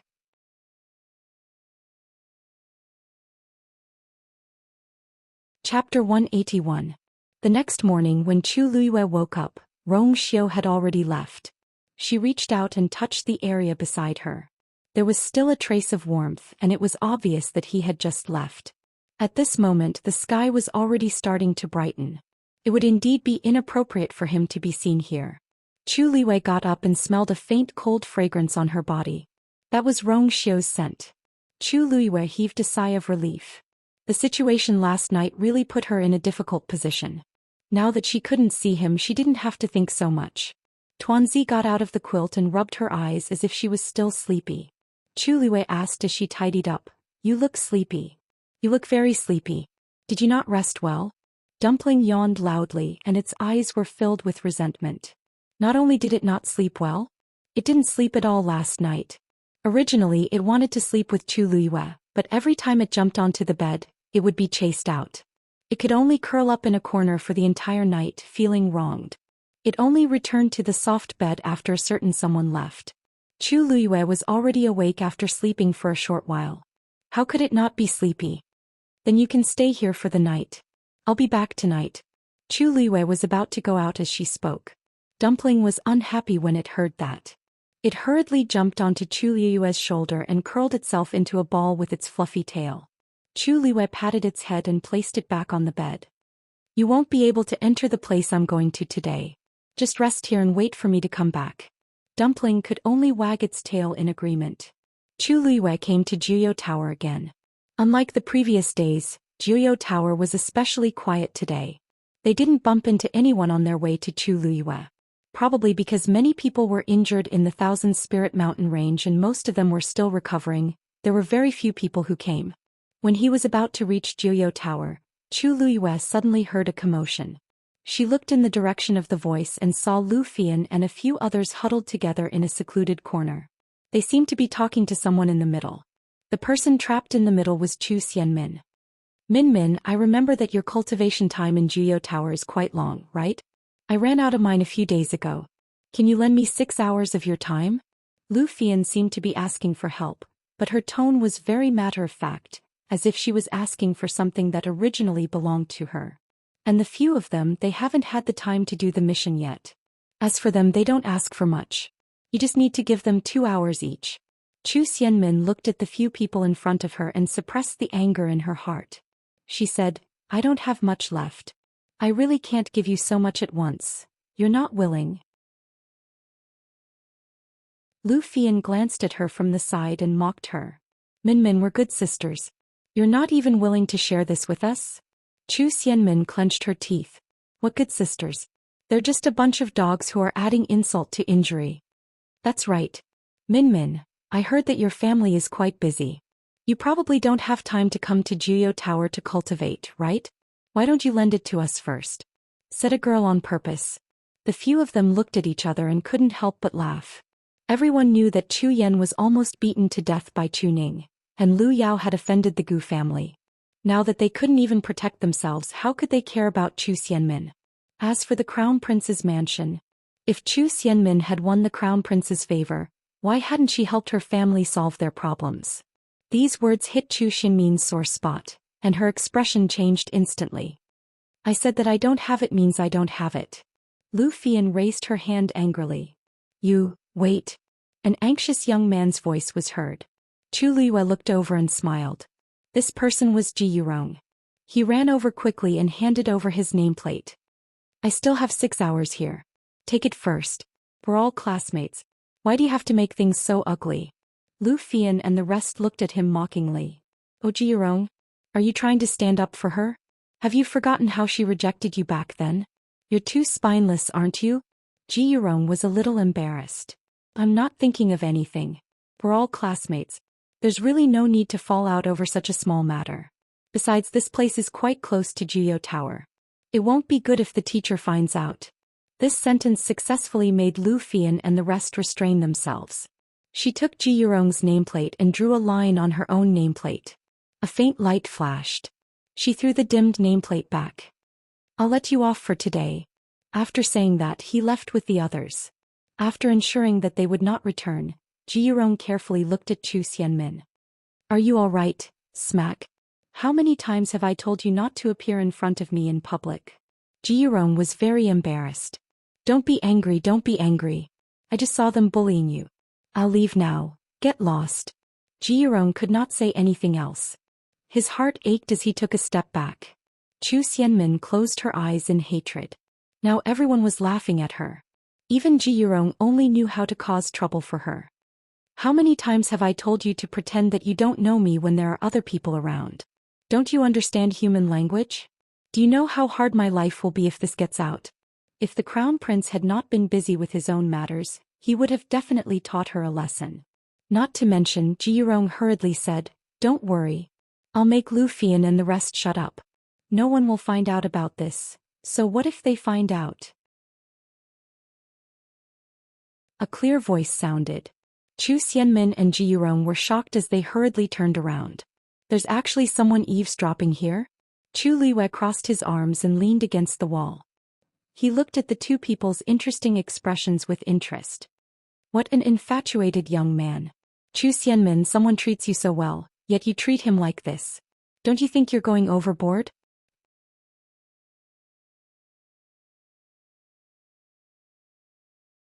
Chapter 182. Zhou Xian looked at Chu Liyue in shock. You've been here the whole time? What did you hear? Chu Liyue touched his chin. Oh, I didn't hear much. I just watched a good show. He helped you out of goodwill, but you didn't appreciate it and even slapped him. Piske, isn't this a little inappropriate? She must have seen and heard everything. Zhou Xian's gaze changed. She had always been very careful and would never interact with Ji Yurong in front of others. She did not expect to be caught red-handed by Chu Liyue. Now she could only bite the bullet and deny it. A thought flashed through her mind and she sneered. There are many people who like me. Do I have to respond to every one of them? Besides, I didn't ask him for help. He didn't know what was good for him. She then glared at Ji Yurong fiercely. I'll say it one last time. I'm already married to the Crown Prince. Don't bother me from now on. Otherwise you won't have a good time. Ji Yurong also knew that he and Zhou Xian would not have an easy time if Chu Liyue publicized this matter. Thus he hurriedly cooperated with her. He quickly cooperated and said, Yes, I know. I didn't know my limits. It won't happen again. Zhou Xian turned around and left. Wait. Chu Liyue stepped in front of Zhou Xian and blocked her. What else do you want to do? Don't you know very well what I want to do? Chu Liyue looked at her coldly with an indescribable pressure. Hand over the antidote. Zhou Xianmin's heart seemed to be clenched by something. She forced herself to say, "I don't know what you're talking about." "Oh." Chu Liyue's gaze moved back and forth between Ji Yurong and Zhou Xianmin, making them feel even more guilty. "You don't want to admit it? Then, why don't we talk to Elder Sun and the rest? Let's see what's going on. I heard that the Chu family is in a mess recently. I don't think anyone will be willing to help you, right? It's not a small crime to harm a fellow disciple." "I didn't harm a fellow disciple. I didn't poison him. Don't even think about slandering me." Zhou Xianmin's voice suddenly became much sharper. Chu Liyue said slowly, "I didn't say poison. How did you know?" Zhou Xianmin felt as if someone was strangling her neck. Ji Yurong's face was already filled with panic. "Today seems to be the first time I've seen you after returning to the academy. We've only spoken a few words and you've already mentioned poisoning. If you want evidence, isn't this the best evidence? Now, are you still going to say that I'm slandering you?" Chu Liyue spoke slowly, but every word was like a sharp knife cutting across Zhou Xianmin's heart. All the blood in his body seemed to have stopped flowing. His head was dizzy and swollen as if it was about to explode. "Oh no. I didn't say anything," said Zhou Xianmin frantically. "Do you want to admit it now and hand over the antidote? Or do you want me to personally go to your residence and show the evidence of your correspondence to Elder Sun before expelling you from the academy?" Zhou Xianmin suddenly raised her head and stared at Chu Liyue in shock. How does he even know about this? Seeing her reaction, Chu Liyue sneered. Ever since Mu Hongyu found out that Ji Yurong and Zhou Xianmin had an abnormal relationship, they started looking for evidence. Yesterday, after Ji Yurong said that he was going out on a mission, she secretly followed him. Everything was normal during the day, but he finally gave himself away at night and went to Zhou Xianmin's residence. He did not even enter the door and only lingered outside the wall for a while before leaving. She went forward in the dark and indeed found a mechanism. These two people actually relied on the gap in the wall to send messages. Zhou Xianmin's heart was in a mess. She suddenly turned around and looked at Ji Yurong. "You betrayed me?" Ji Yurong hurriedly explained. I didn't. I also don't know." He really did not know. Ever since he felt that Chu Liyue had discovered something, he was extra careful. He could not be more careful these 2 days. However, he did not expect to be discovered. He did not know that although Chu Liyue's cultivation level was not high, his ability to hide his aura was top-notch. It was as easy as flipping one's hand to follow him and find evidence. Chu Liyue originally wanted to find more evidence before testifying against Zhou Xianmin, but he did not expect to encounter such a scene. It was better to come at the right time than early. It could only be said that Ji Yurong was anxious for his lover and lost his sense of propriety. That was why the matter was exposed so quickly. "The antidote," Chu Liyue repeated impatiently. Zhou Xianmin clenched her fists tightly and finally closed her eyes in resignation. "I don't have the antidote. You can kill me or torture me as you wish." "You don't have it?" Chu Liyue's gaze gradually turned cold. "I don't have it means I don't have it. You can ask me 100 or 1,000 times, but I still don't have it. Anyway, you already know about the matter. If you want to report me, it's up to you. However, I don't have the antidote." Zhou Xianmin knew that she had nowhere to go. The emotions that she had been suppressing suddenly exploded as she screamed like a lunatic. Chu Liyue furrowed his brows slightly. "It seems like she really doesn't have the antidote. Where did you get the red blood goo?" "Red blood goo? What red blood goo?" Zhou Xianmin was stunned. Chu Liyue stared at her for a while. "If you really don't know, why did you do this to Liao Zhongshu?" Zhou Xianmin said hatefully. "Because he's in cahoots with you. Then he deserves to die. Everyone around you, including you, deserves to die." Chu Liyue flipped his wrist and a silver light flashed. The sharp and cold dagger was immediately pressed against Zhou Xianmin's neck. "Don't kill her." Ji Yurong was shocked and immediately wanted to rush over. Chu Liyue coldly glanced at him. Ji Yurong felt the cold, murderous intent and immediately stopped in his tracks. Zhou Xianmin did not expect Chu Liyue to act so quickly. She did not have time to react and was already in the other party's hands. She broke out in a cold sweat. Chu Liyue is a ruthless person. She really dared to do it. "I'll ask you one last time. Give me the antidote." Chu Xianmin closed her eyes in despair and trembled all over. I said I don't have it. Then where did you get the poison? It's. Chu Xianmin seemed to be afraid of something and refused to speak. Chu Luiwei exerted force in his hand, and the blade quickly slit Chu Xianmin's neck. Someone gave it to me. I don't know who it is. Chu Xianmin finally spoke. However, this answer surprised Chu Luiwei. He approached her and asked. You don't know. I really don't know. That person always wears a mask and I don't know what he looks like. Even his voice was changed on purpose. He only appeared once and asked me if I wanted to take revenge on you. I said I wanted to and he gave me a bag of poison. I don't know anything else. Chu Xianmin stuttered as she finished speaking. Her entire face was ashen. If you don't believe me, then there's nothing I can do. You can just kill me. Chu Luiwei slowly narrowed his eyes. Who is it that wants to kill me? Mobile users, please browse for a better reading experience from Love Network.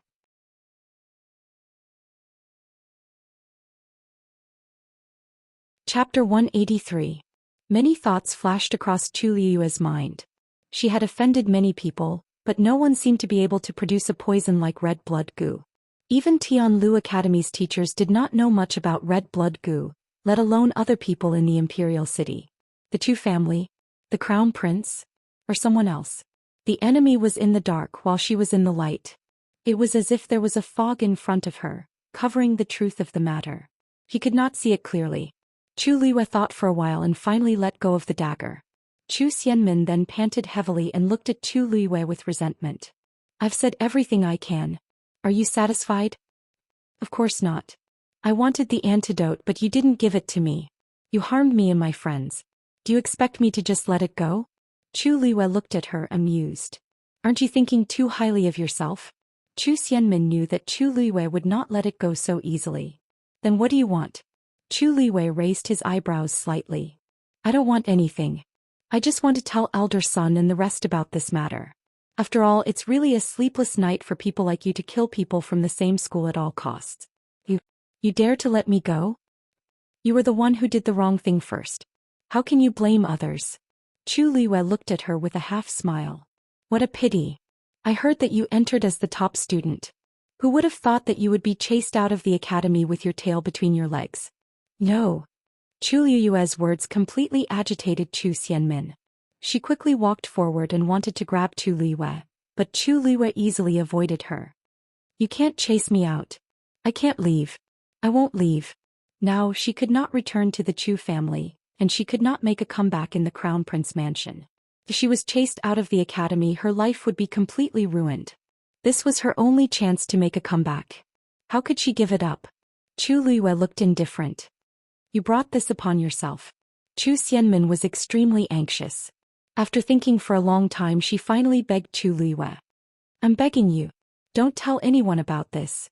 As long as you promise me, I promise that I will never go against you again. I'll do whatever you say. I beg you. When she saw that Chu Luiwei had no reaction, she gritted her teeth and knelt down. What will it take for you to let me go? Ji Yurong went forward with a pained heart. Min.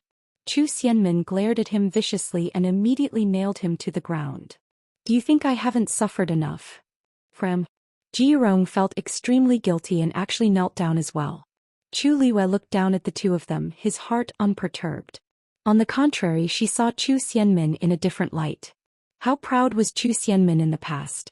She hated her so much that she wanted to die, but now she had to kneel down. She knew when to yield and when not to. This kind of temperament was more than just a little bit more ruthless than before.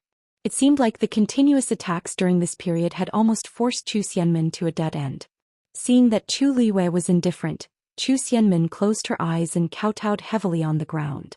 Chu Luiwei glanced at her pale hands, which were tightly clasped to the ground. If she had the chance, Chu Xianmin would definitely return today's humiliation 100-fold. It's not impossible for you to stay. You just have to promise me one thing. The waiting time was exceptionally long. Chu Xianmin felt that every second of silence was tearing at her pride. Just when she thought that Chu Luiwei would not agree, she finally heard the answer that she had been yearning for. She suddenly raised her head and her eyes were faintly red. Chu Luiwei enunciated each and every word clearly. You just have to pretend that nothing happened today and wait for that person to come again. Zhou Xian was stunned and immediately gritted her teeth. I got it. Chu Luiyue nodded, turned around and left. She had just taken a step when she suddenly turned around. Oh right. I forgot to tell you that my dagger is smeared with poison. Zhou Xian was stunned. What? Chu Luiyue kindly advised, don't worry. This poison is slow-acting. If you do your job well, I will naturally give you the antidote regularly. However, if you play any tricks, don't blame me for being ruthless. This poison will enter deep into your body and corrode your organs first, followed by your bones. A month later, your entire body will fester from the inside out and you will die. Hey, you don't want to die so ugly, right? Zhou Xian was furious, but she suppressed it with much difficulty. I got it. Chu Luiyue glanced at Ji Yurong again. You can move out yourself later. I don't have to do anything, right? No need, no need. I know what to do. Ji Yurong hurriedly agreed. Chu Luiyue then left slowly. When her figure completely disappeared, Zhou Xian harshly slammed her fist on the ground. *TV. Min. Ji Yurong's heart ached as he went to help her, but he was slapped away. Zhou Xian supported herself and stood up. Her palm was scratched by the rough ground because she used too much strength, and her hand was covered in blood. However, this pain was nothing. The humiliation that Chu Luiyue gave her today was the most unforgettable. Ji Yurong saw that her eyes were bloodshot and terrifyingly sinister. He was worried and afraid. He wanted to say something, but his face was still burning with pain, so he could only shut his mouth. Zhou Xian touched the wound on her neck and was suspicious. Was there really poison on that dagger? However, whether there was poison or not, she did not dare to act rashly. She could only let Chu Luiyue do whatever he wanted. She turned around to leave, but after taking 2 steps, she suddenly spat out a mouthful of blood and fainted on the ground. Min. Ji Yurong exclaimed and hurriedly went forward, but he saw that Zhou Xian had already fainted. Digression. Translator. Endless Fantasy Translation Editor. Endless Fantasy Translation slightly later at around 9:30 a.m.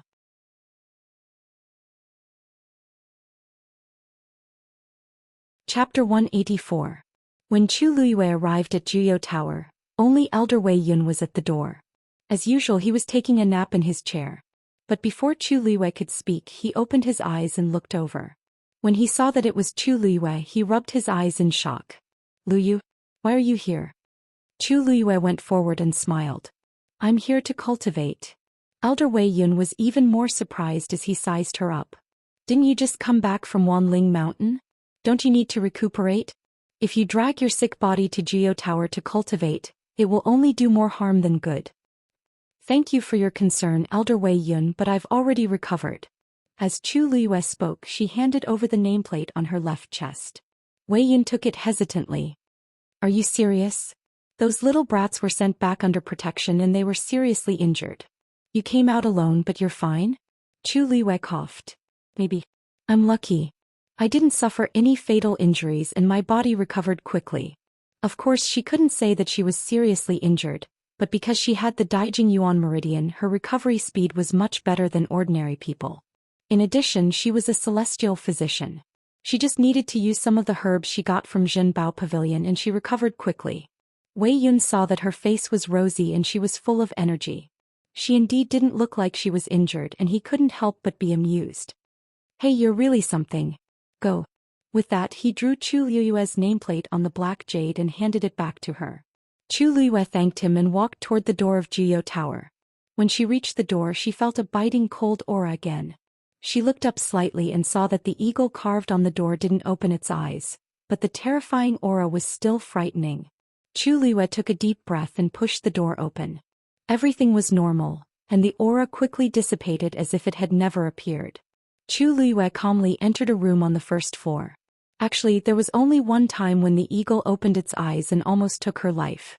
After that, she came again and nothing like this happened again. Perhaps it was because the water droplet in her dantian had fought with the other party once, causing the other party to be very wary.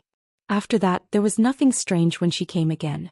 But today, the ferocious beasts in Juyo Tower seem a little irritable, Chu Luiyue murmured in his heart. For some reason, she felt as if something was about to happen. The water droplet floated silently without any response. After thinking for a while, Chu Luiyue decided not to waste any more effort. He held his breath and began to cultivate. Recently, she vaguely felt that she was about to break through, but there was only one pattern on the water droplet. There was no point in being anxious about such matters. All he could do was patiently absorb the origin power of heaven and earth and strive to advance as soon as possible. She wanted to see just how much her strength had increased for the water droplet to allow her to break through. After Chu Luiyue entered Jiuyou Tower, Elder Wei Yun closed his eyes again and planned to go back to sleep. But not long after, he sensed that someone had come and he opened his eyes again. But the person who appeared in front of him was a face that he had never seen before. That young man had a noble and calm temperament. He had a good aura, and the golden auspicious clouds that were faintly discernible at the corner of his clothes showed that he had an extraordinary identity.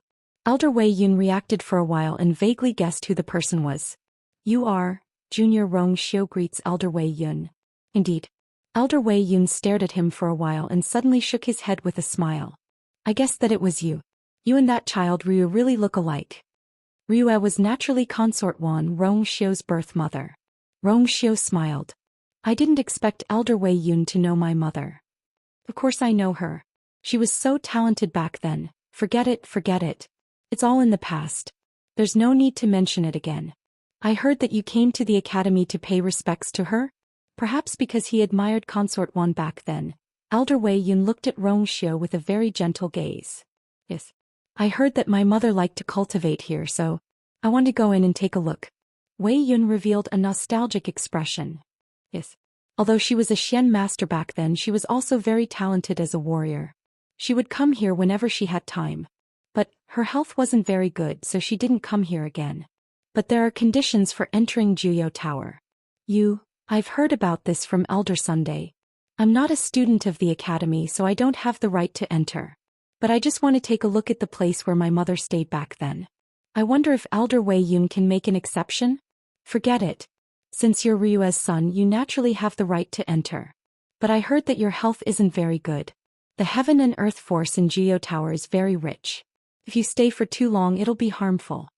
Rong Xiu bowed slightly. "Thank you, Elder Wei Yun.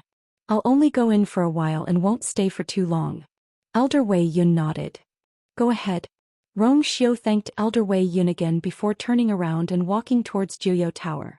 Looking at his back view, Elder Wei Yun stroked his beard regretfully. It was a pity Ryu was so outstanding back then. If Rong Xiu was healthy, he would definitely inherit her talent. He would definitely be a rare talent now. However, all of this was just wishful thinking. Rong Xiu walked to the door and placed his long and fair hand on the door. It was cold to the touch and it was bone-chilling.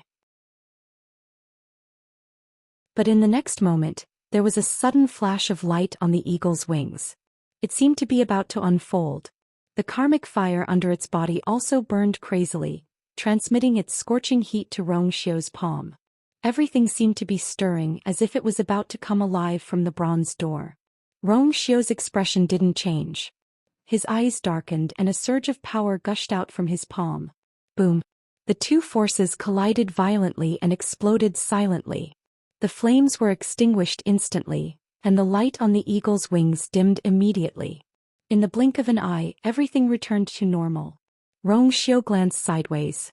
This short confrontation didn't attract Elder Wei Yun's attention. He pushed the door open and entered. There were very few people in Jiuyou Tower.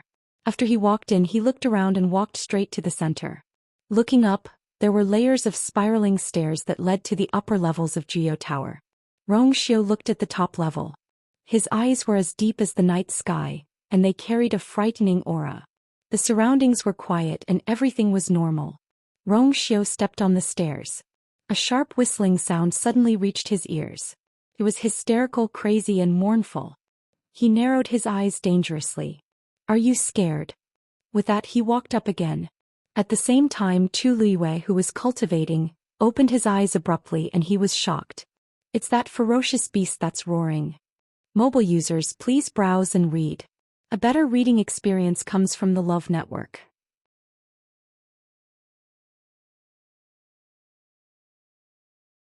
Chapter 185. She immediately got up and walked out of the door. However, when she walked outside, she saw that the vast space was actually empty and cheerless. There was only a familiar white figure on the stairs in the middle. Rongxiu. Chu Luiwei was very surprised. He wasn't a student of the academy. How did he get in? And from the looks of it, he was still going up. Rongxiu heard footsteps and turned around to take a look. The coldness in his eyes instantly dissipated and was replaced by surprise. Why are you here? Chu Luiwei laughed. Your Highness, shouldn't I be the one asking you that?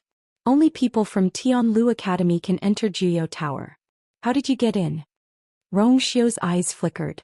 I came to see what my mother liked when she was alive. It's just a casual look. You can go back and cultivate. Other people might believe this, but Chu Luiwei didn't. Although she didn't have any concrete evidence, she felt that Rongxiu's motive for coming to Tianlu Academy wasn't simple. She looked around and realized that no one except her had come out from the other rooms. Your Highness, did you hear something just now? She asked tentatively. Rongxiu's eyes seemed to be filled with doubt. What sound? Chu Luiwei frowned slightly. Did Rongxiu really not hear it? No one else came out and there didn't seem to be anything unusual. However, she was sure that she wasn't hallucinating just now. She could clearly hear the sharp screeching sound. Rongxiu raised his chin. Do you want to go up with me to take a look? Chu Luiwei smiled. Your Highness, you might not know, but it's not that easy to go up to Juyou Tower. I'm a stage 1 warrior, so I can only stay on the first floor for now. I can only go up to the second floor after I break through to become a stage 2 warrior. Although it wasn't a problem for her to go up to the third floor with her true strength, she didn't plan to do so for now. She deliberately sized up Rongxiu and teased him. Your Highness has a weak body, so it's best to be careful. Rongxiu's thin lips curved up slightly. She was deliberately targeting him because of what happened yesterday. Then I won't disturb you any longer. After a while I will leave. After Rongxiu finished speaking, he continued to walk up. Chu Luiwei narrowed his eyes slightly. Actually, she had a vague guess in her heart. Perhaps the sudden roar of the ferocious beast had something to do with Rongxiu. She pricked up her ears and listened carefully for a while, but she didn't hear anything else. It was as if everything that had happened just now was an illusion. At this time, Rongxiu had already reached the second floor. With a step, he disappeared from Chu Luiwei's sight. Chu Luiwei stood there for a while, then turned around and went back to his room. Rongxiu's strength was unfathomable, and it was definitely more than enough for him to go up to the second floor. However, she didn't know which floor he would go to in the end. And why did he come here? After closing the door, Chu Luiwei sat cross-legged, closed her eyes and began to cultivate again. Rongxiu walked up step by step. When he reached the second floor, he paused and looked around. The number of rooms here was obviously much fewer than the first floor, but each room was relatively larger. Those who could come here were at least stage 2 warriors. Now that most of the students were recuperating, there weren't many people on the first floor, and the second floor was even more deserted. Rongxiu continued to walk up. The pressure on different floors was different, and ordinary students would slow down when they reached here. Even stage 3 warriors would have to try a few times before they could successfully reach the third floor. But Rongxiu's footsteps were as calm as ever. He didn't stop at all and directly crossed the stairs to the third floor. But he didn't stop. Soft but clear footsteps echoed in Juyou Tower. Very quickly, Rongxiu felt that there was a transparent barrier at the top of the stairs. This was the barrier on the 4th floor. In Tianlu Academy, apart from the elders and teachers, there were very few stage 4 warriors among the students. Thus, very few people came to this floor. Through the barrier, Rongxiu could clearly feel the rich heaven and earth force on the 4th floor. The heaven and earth force here was a few times stronger than the outside world. If he could cultivate here, his speed would increase tremendously. But at the same time, the pressure and danger contained here would increase exponentially. He looked up slightly and his deep and quiet gaze landed on the barrier. Buzz. With just a glance, ripples rapidly appeared on the barrier, and it broke open from the middle. Rongxiu walked straight up. When he walked past the barrier, he waved his hand gently, and the barrier quickly repaired itself before returning to normal. It seemed like no one had been here before. Elder Wei Yun lay lazily on the chair and supported his head with one hand. He was drowsy. At a certain moment he suddenly opened his eyes. His originally lazy gaze instantly turned sharp as he looked at Zhou Tower. Just now he clearly felt that there was a strange movement in Zhou Tower. But when he wanted to carefully sense it again, he realized that the unusual ripple had already dissipated. Elder Wei Yun furrowed his brows, stood up and took 2 steps forward. But there was no more movement from Zhou Tower. Elder Wei Yun stood rooted to the ground and looked at Zhou Tower with a complicated gaze. Not only did he not feel relaxed at all, but he also became more worried. Actually, this wasn't the first time something like this had happened in Zhou Tower. Recently, Zhou Tower would always have some strange movements that would disappear very quickly. He had tried to investigate in detail before, but it was to no avail. Perhaps he should discuss this with the dean as soon as possible. Xiu walked all the way up and didn't attract anyone's attention until he reached the 6th floor. On this floor there was no one else besides him. The density of the force here was so high that even the teachers in the academy might not be able to withstand it. But Xiu's expression was normal, and he didn't seem to feel uncomfortable at all. He resealed the barrier on the 6th floor and finally stopped. He raised his eyes and looked up. In reality there were barriers on the top 3 floors and he couldn't see anything here. But he seemed to be able to see through them and see the innermost floor. "Do you still want to continue?" His low and cold voice reverberated in the empty 6th floor, and it carried the absolute suppression that only a superior could have. No one answered. "It's been so many years, but your temper has grown." Xiu's expression turned slightly cold. Hiss, a strange sound traveled over. It had a tinge of suppressed madness, but it couldn't hide its fear. He was naturally afraid of Xiu. Xiu clenched his fist slightly, and silver force rapidly gathered, finally forming a long whip full of barbs. He raised his hand expressionlessly and swung it violently. Pop! The long whip hit the barrier on the 7th floor harshly. A mournful shriek rang out once again. "This whip is for your crime of being disobedient." Pop! The second whip followed closely. "This whip is for your crime of attempting to possess someone else's body." Xiu's eyes were cold as he spoke slowly. "If you don't listen to me, this 3rd whip will definitely break your pearl of essence. Do you understand?"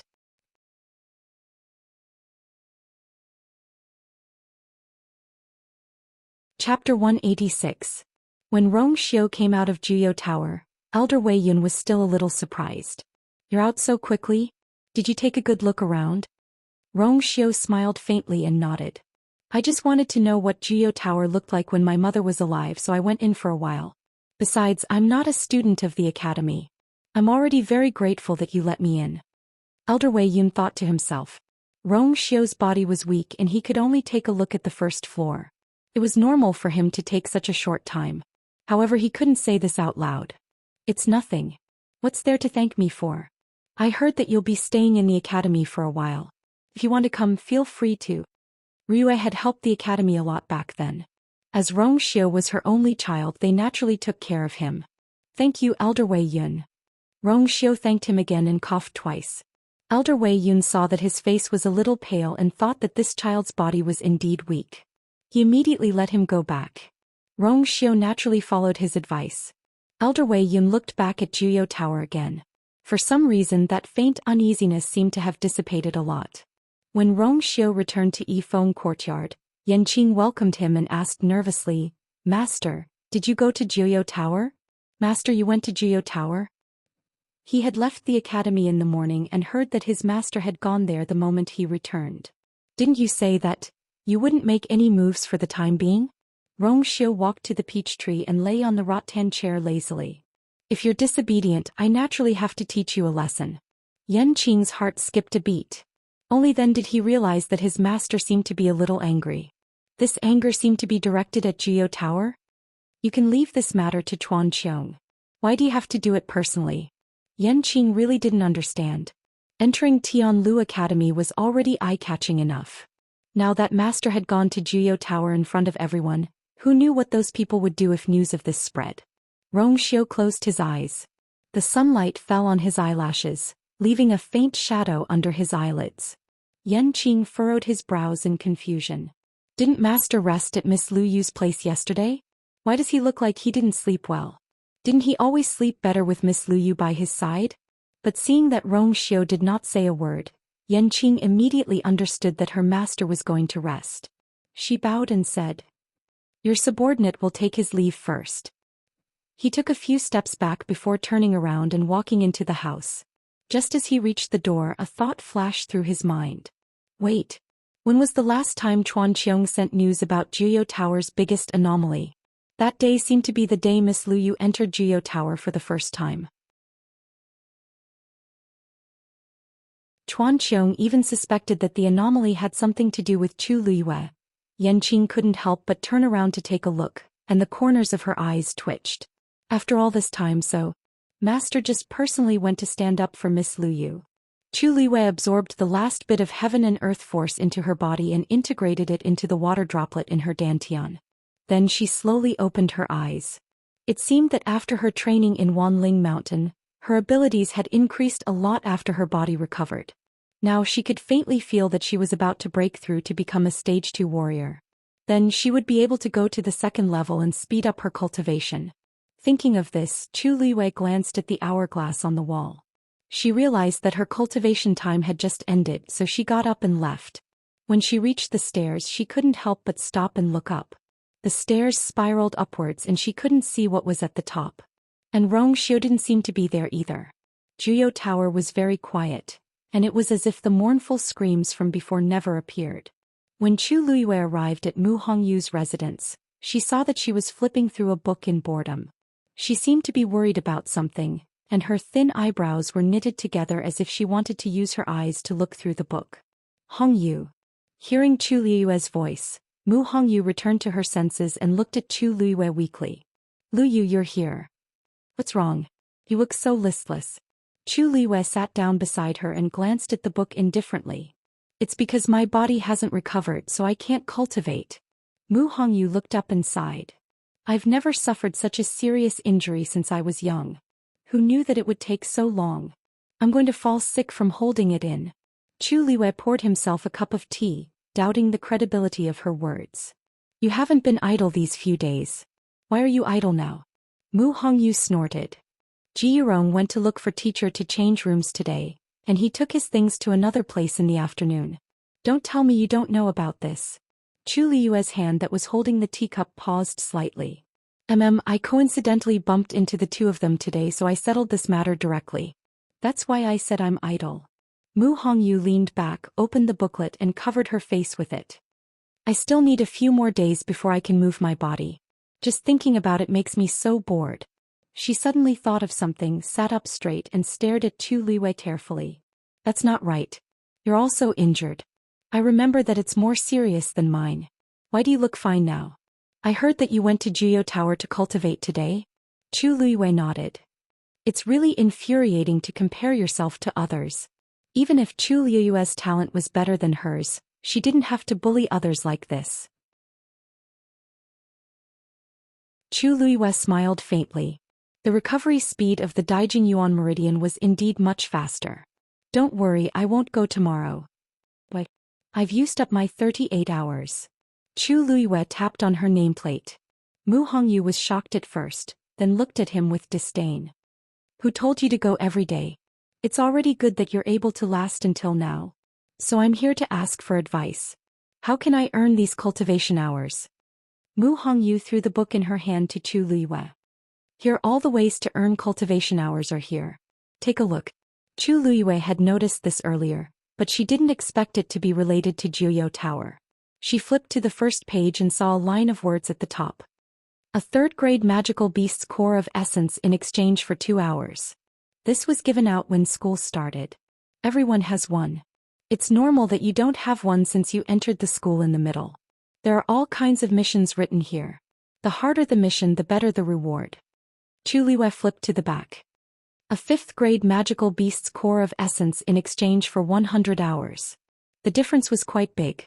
However, it was understandable. The difficulty of obtaining a 5th-grade magical beast's core of essence was indeed many times higher than obtaining a 3rd-grade magical beast's core of essence." As Chu Liyue was reading, Mu Hongyu suddenly leaned in and asked in a low voice, "Oh right. Oh right, I heard that Prince Li also went to Jiuyou Tower today?" Chu Liyue glanced at her. "How did you know?"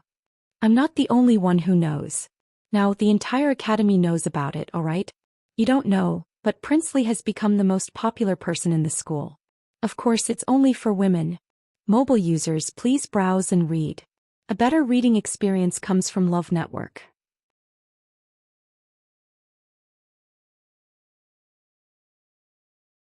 Chapter 187. Chu Liwei was a little surprised. Of course it's because of his face. Mu Hongyu let out a strange cry. You don't really think that His Highness Princely looks ordinary, do you? Chu Liyue's eyes shouldn't be a problem. Chu Liyue's eyes twitched. For a moment she was speechless. Mu Hongyu's words were not without reason. That devilish face was indeed very deceiving. In the past, the most famous person in the academy was the Crown Prince. Objectively speaking, the Crown Prince is also considered handsome, but compared to Zhou Xian, miserable. That kind of magnificent bearing was simply the difference between the clouds and mud. I heard that His Highness Prince Li's mother was deeply doted on by His Majesty. Now the most favored concubine can't be compared to her at all. Looking at His Highness Prince Li's face, it's not difficult to understand why. Yesterday when he appeared, countless women instantly changed sides and fell in love with him. Chu Liyue suddenly remembered that the day before, Zhou Xian was just quietly lying in Yifeng courtyard and attracted the admiration of many women. She felt a little inexplicably stifled in her heart, but she didn't show it on her face. She calmly flipped through the book in her hand and asked in a seemingly unintentional manner. His Highness Princely is not bad, but he is sick in bed all year round. I'm afraid his body is very weak. Don't they mind? So what? Have you forgotten that he is the current 7th prince, His Highness Princely? Just this title alone is enough to make countless women rush forward dauntlessly, not to mention that he is born with such a face. I think that there are many women who are willing to take care of him. Chu Liyue's hand paused. That's true. I heard that His Highness Princely will be living in the academy for a period of time. Many people have some thoughts about it. Fortunately, the place he lives is quite special. Ordinary students don't dare to rashly approach it. I remember that you live not far away? Chu Liyue looked up at her. What are you trying to say? Mu Hongyu chuckled. It's nothing. I just feel that Princely seems to treat you differently. She lowered her voice, her gossipy heart burning. After Princely returned to the capital, he didn't appear much. But the only time he attended the Crown Prince's birthday banquet, he helped you. Isn't that strange? And I keep having the feeling that he treats you differently. Chu Liyue's eyes flashed. He rolled up the booklet and gently tapped her forehead.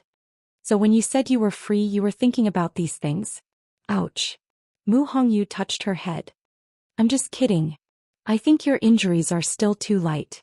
Aren't you running out of cultivation time? Speaking of this, Mu Hongyu pouted. That's right. In order to go to Wanling Mountain, I went to Juyo Tower to cultivate many times. It's a pity that he still hasn't broken through to become a stage 4 warrior. Chu Liyue thought for a while. You really want to break through? You have a way. Actually, you should be breaking through soon. Once your body recovers and you cultivate for a while, you will naturally be able to advance to a stage 4 warrior. Mu Hongyu rested her chin on her hands and asked curiously. I heard that some pills can also help to break through. Lu Yu, since you can help Zhongshu detoxify, can you also help me? Using pills is ultimately relying on external forces. Although it can help you break through quickly, it will do more harm than good to your future cultivation. If you use it now, it's very likely that you will stagnate in the future. I see. Mu Hongyu was shocked and hurriedly rejected. Then I don't want it. I'd better cultivate properly. Rest well for the next few days. I'll lend you some cultivation time. When you break through to become a stage 4 warrior, you can complete the missions on this booklet and return them to me. As Chu Liyue spoke, he returned the booklet to Mu Hongyu and got up to leave. Yu, how do you plan to earn money? The missions on this booklet are quite troublesome. Happiness flashed across Chu Liyue's eyes. I have my ways. What? Are you sure you want to use this level 5 Xian array diagram to exchange for cultivation time? Elder Wei Yun looked at the Xian array diagram in his hand and asked in shock. Chu Liyue left and came back just for this? That's right. Chu Liyue looked at him in confusion. Why? Can't I exchange it? That's not it. It's just that. This level 5 Xian array diagram is extremely precious. Are you sure you want to take it out? Elder Wei Yun still found it unbelievable. Most people had never even seen a level 5 Xian array diagram before. Once they had one, they would definitely treat it as a treasure. But what was going on with Chu Luiyue? He actually took it out to exchange for cultivation time in Jiuyou Tower? Wasn't this too extravagant? You'd better reconsider. You don't have to cultivate in Jiuyou Tower. It's the same for you to cultivate in other places. It might be a little slow, but it's stable. Why are you in such a hurry? Elder Wei Yun's words were very tactful. In fact, he didn't approve of Chu Luiyue doing this. Didn't she know that haste made waste? Chu Luiyue's lips curled up. Of course, she knew that she could absorb the heaven and earth force to cultivate anywhere. However, the Daijing Yuan Meridian's tolerance was much stronger than ordinary Yuan Meridian. Not only would she not be negatively affected in Jiuyou Tower, but she could also increase her cultivation speed. Why not? Moreover, she was indeed pressed for time. Elder Wei Yun, I know what I'm doing. Can you help me exchange it? Seeing Chu Luiyue's determined expression, Elder Wei Yun knew that it was useless to persuade her and could only agree. He kept the level 5 Xian formation diagram and gently swiped Chu Luiyue's nameplate on the black jade. Chu Luiyue clearly saw that the number on it changed from 0 to 100. Thank you, Elder Wei Yun. Chu Luiyue happily placed the nameplate back on her left chest. With these 100 hours, she shouldn't have to worry about these problems for the time being. However, Elder Wei Yun secretly shook his head. This child's thoughts and foresight are not far-sighted enough. I still have to persuade her some other day. Chu Luiyue glanced at him and knew what he was thinking, but she didn't intend to explain. If she told him now that she would come again in the future and continue to use Xian formation diagrams to exchange for cultivation time, Elder Wei Yun would probably beat her up.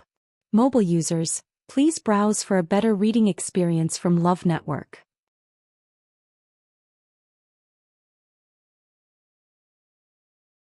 Chapter 188. What? You exchanged a 5th level Xian formation diagram for 100 hours. Upon hearing Chu Luiyue's explanation, Mu Hongyu jumped up in shock. Are you crazy? Chu Luiyue handed the nameplate over calmly. I'll lend you 40 hours first. You can return it to me later. Mu Hongyu covered her face in despair. Elder Wei Yun actually didn't reprimand you. Do you know how precious a 5th level Xian formation diagram is? If you were a warrior, it's fine if you don't need it, but you're a Xian master. That Xian formation diagram wasn't mine in the first place. I won it from Gu Mingzhu last time. Isn't it a good idea to exchange it for these 100 hours? But Gu Mingzhu has never done such a thing. Mu Hongyu looked at Chu Luiyue's indifferent expression and was so angry that she didn't know what to say. Gu Mingzhu was doted on in the Gu family back then, but she couldn't bear to do this.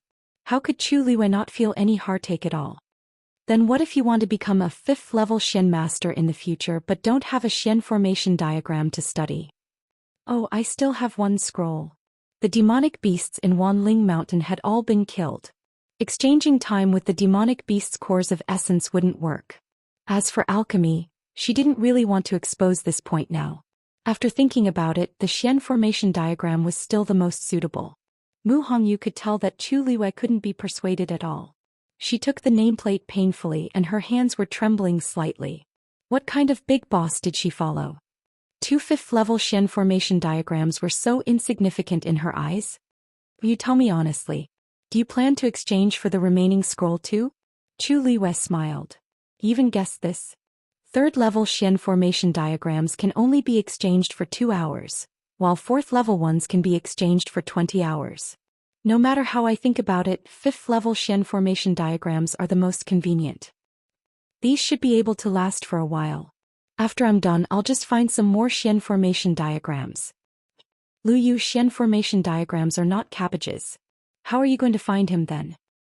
Oh, if I can't find it, I'll just draw one myself. Mu Hongyu cupped her fists in admiration. He's a ruthless person.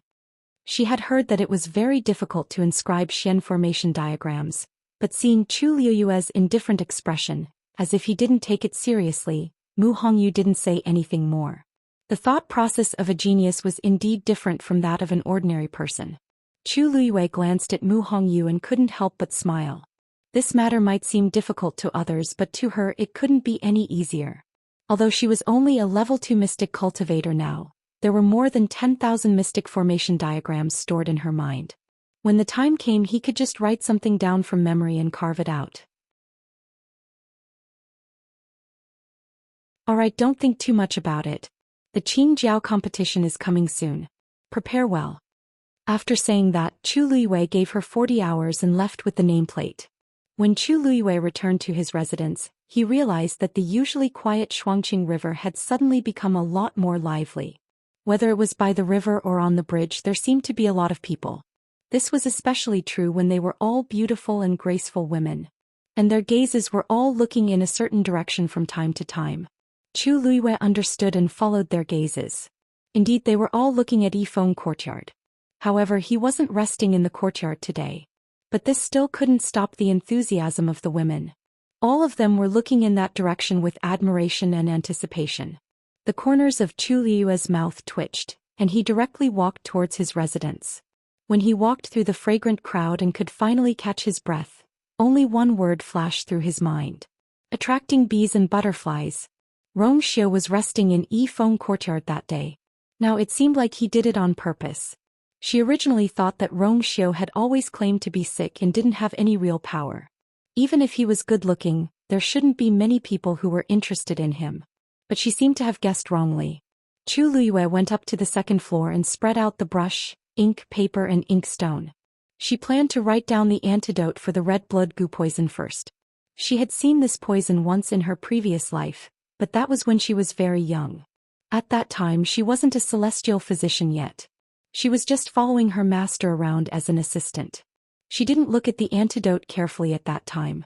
Now that such a long time had passed, she only remembered half of it. She needed to think about how to perfect this antidote. The brush was filled with ink and a faint fragrance of ink spread out. Chu Luiyue took a deep breath and smelled the fragrance. She suddenly felt much calmer. Be it the inkstone or the brush, they were both things she liked very much. She suddenly remembered that she hadn't been to the Zhenbao pavilion for a while. She didn't know if the first master had returned to the capital. There was time she really wanted to meet him. Time passed by bit by bit. By the time Chu Luiyue finished writing the antidote, it was already close to evening. She walked to the window and glanced at the sky. The afterglow of the setting sun dyed the horizon with a moving warm color. As if unintentionally, she turned her gaze slightly and looked at the courtyard in the distance. There was still no one in Yifeng courtyard. But it seemed to be much quieter outside. Chu Luiyue felt a little strange. She walked to the other side and took a look. She saw that the previously bustling Shuangqing River was now almost empty. They've all left. Just as Chu Luiyue was feeling puzzled, she saw Yanqing walking across the bridge. She folded the antidote, put it in her arms and went downstairs. When Yanqing saw Chu Luiyue walking towards her, her heart skipped a beat. She hurriedly said, "Greetings, Miss Luyu." Chu Luiyue asked with a smile, "Yanqing, did you just come back?" "Yes." "Prince Li is living in the academy, and you're the only one serving him?" "Yes." "His Highness wants to be quiet and doesn't want to be too troublesome, so he only brought me." Chu Luiyue nodded in understanding. "Quiet? His Highness's wish is a little difficult. I live nearby and also feel that it's a little noisy." Yanqing froze for a moment.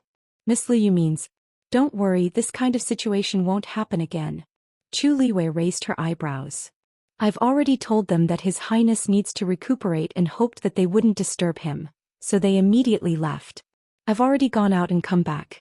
Yanqing vaguely felt that Chu Luiyue's words sounded cold, so she hurriedly explained. "Oh."